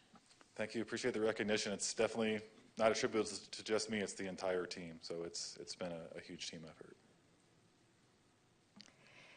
All right. Thank you very much. We are moving down to item number 10. I do not see any public participation. So now we're moving down to 11, informational items, 2 from Mayor, Council, City Manager, and future agenda item requests. I'll start with Vice Mayor. Nothing for me, Mayor. Thank you. Councilmember Harris. Thank you. In fact, I have several things. I'm not going to take all of the thunder from Lori because I know she's going to want to talk about the visit to the Inner Basin. And so everything that she's going to say about that, ditto. So I'm going to let her do that. I did want to let people know that I am going out to the Arizona Town Hall. That's tomorrow from 9 to noon at the community college. And the topic is equity for all Arizonans. And so I think it should be a really good way to spend a morning. And next week, I'm going to be hanging out at the airport with Wiseman Aviation to do some really neat things. And I'll tell you all about that when I'm done. So I may not be here next week because I'll be having fun. I'm sorry. Not that this isn't fun, but it is. And then the last thing in terms of future agenda items or requests, and I'm not exactly sure what category this falls into. I'm sure Sterling will tell us. But I had asked earlier when I first came on council about an ethics workshop or ethics and morals workshop or whatever, something in that area. And I was told that we didn't need that because we all swore an oath. Well, the bottom line is that those oath that we swore, right, do no harm and all of that stuff, defend the Constitution. But some of the decisions that we have to make are not necessarily legal. They could oftentimes involve ethics and morals. And I think that it would be to our advantage to at least have a presentation on that. And I say that because there is an organization at NAU. In fact, it's the Ethics Institute. It was funded by the Morrison Foundation. And I think that they would be really, really helpful. If nothing else, just to do a presentation for us if we could find time on our agenda at some point in time. And I don't know how that works, but I'm sure City Manager and Sterling could figure that out. And so anyway, I just thought that was worth mentioning. Thank you. Thank you. Councilmember Matthews. Thank you, Mayor. Before I forget, I'm doing a volunteer service day, picking up trash with Discover Flagstaff Tourism Service Day tomorrow between 11:30 and 12:30 at the Swift Travel Center. So if anyone is interested, I think you can reach out to Discover Flagstaff and find out some information to make our community clean and beautiful. Also, last week in our Indigenous Commission meeting, we had a really great presentation from Amy Hagan about the progress in the Indigenous Cultural Center. that is going on, being developed over by Thorpe Park at the old maintenance yard. I asked Amy, and I'm sure we'll talk about it at our budget retreat, to try to come up with a clear figure on how much it will cost and what our options are to renovate that building. It's a huge empty shell with a lot of construction needs. I believe there's some budget already set aside for that, but it's going to be fractional, and I think there's a lot of great opportunity for grants, but we need to know what the where the goalpost is. So I asked them to come up with some numbers, and it was beautiful to see so many of the commissioners get very teary-eyed when we talked about that this was actually moving forward and the potential of what it could be. So it was just an amazing conversation. I was really happy to see us making some strides in that. Then, of course, Friday, Councilmember Harris and I were very, very blessed to, and the city attorney and Joanne, we all got to have just a fabulous tour. This started really early in the morning on Friday, and we were with Jacobs Engineering and Hunter Construction and a lot of staff. I think there was 21 of us, and we looked like the president had already came to town. We had quite a big entourage of SUVs, but I'd never been to the Inner Basin and up that backside, and even through the devastation of the fires and floodings that have been experienced back there, the beauty was just breathtaking. And to see the work, scary, very scary, to see the work that has been done in really just a short amount of time, once again, just I contributed to the collaboration and the teamwork of different outside agencies and our staff and the importance they put on it. And just, it was awestruck. I put it on social media, some of the pictures of some of the washed out areas. We saw pictures of David Peterson standing at the main washout area, and he was just this little teeny speck in this huge just valley, and they filled all that up, and the engineering and stuff. It was really remarkable, and to come from off by Timberline and end up in Schultz Pass, and then the gentleman that's in the head of Hunter just him and his wife put on a fabulous lunch for us, pulled pork barbecue, and we got some swag, and I mean, it was just super amazing. I think it's probably my favorite activity that I've done since I was on council, and we were like kids. I was hanging out the window. They were kind of laughing at me. I was like taking out pictures and hanging out like a kid at Arizona. But it was really fantastic, and the only thing we missed was they have seen mountain lions and bears, and we didn't get to see any, but anyway. And they have a avalanche cabins up there that I never knew existed, so that was pretty amazing to see. So, thank you. Councilmember House. Thank you, Mayor. Nothing for me this evening, though I do want to just re-highlight the comment from Councilmember Matthews about children hanging out of the windows at Arizona. Don't do that, kids. Councilmember Sweet.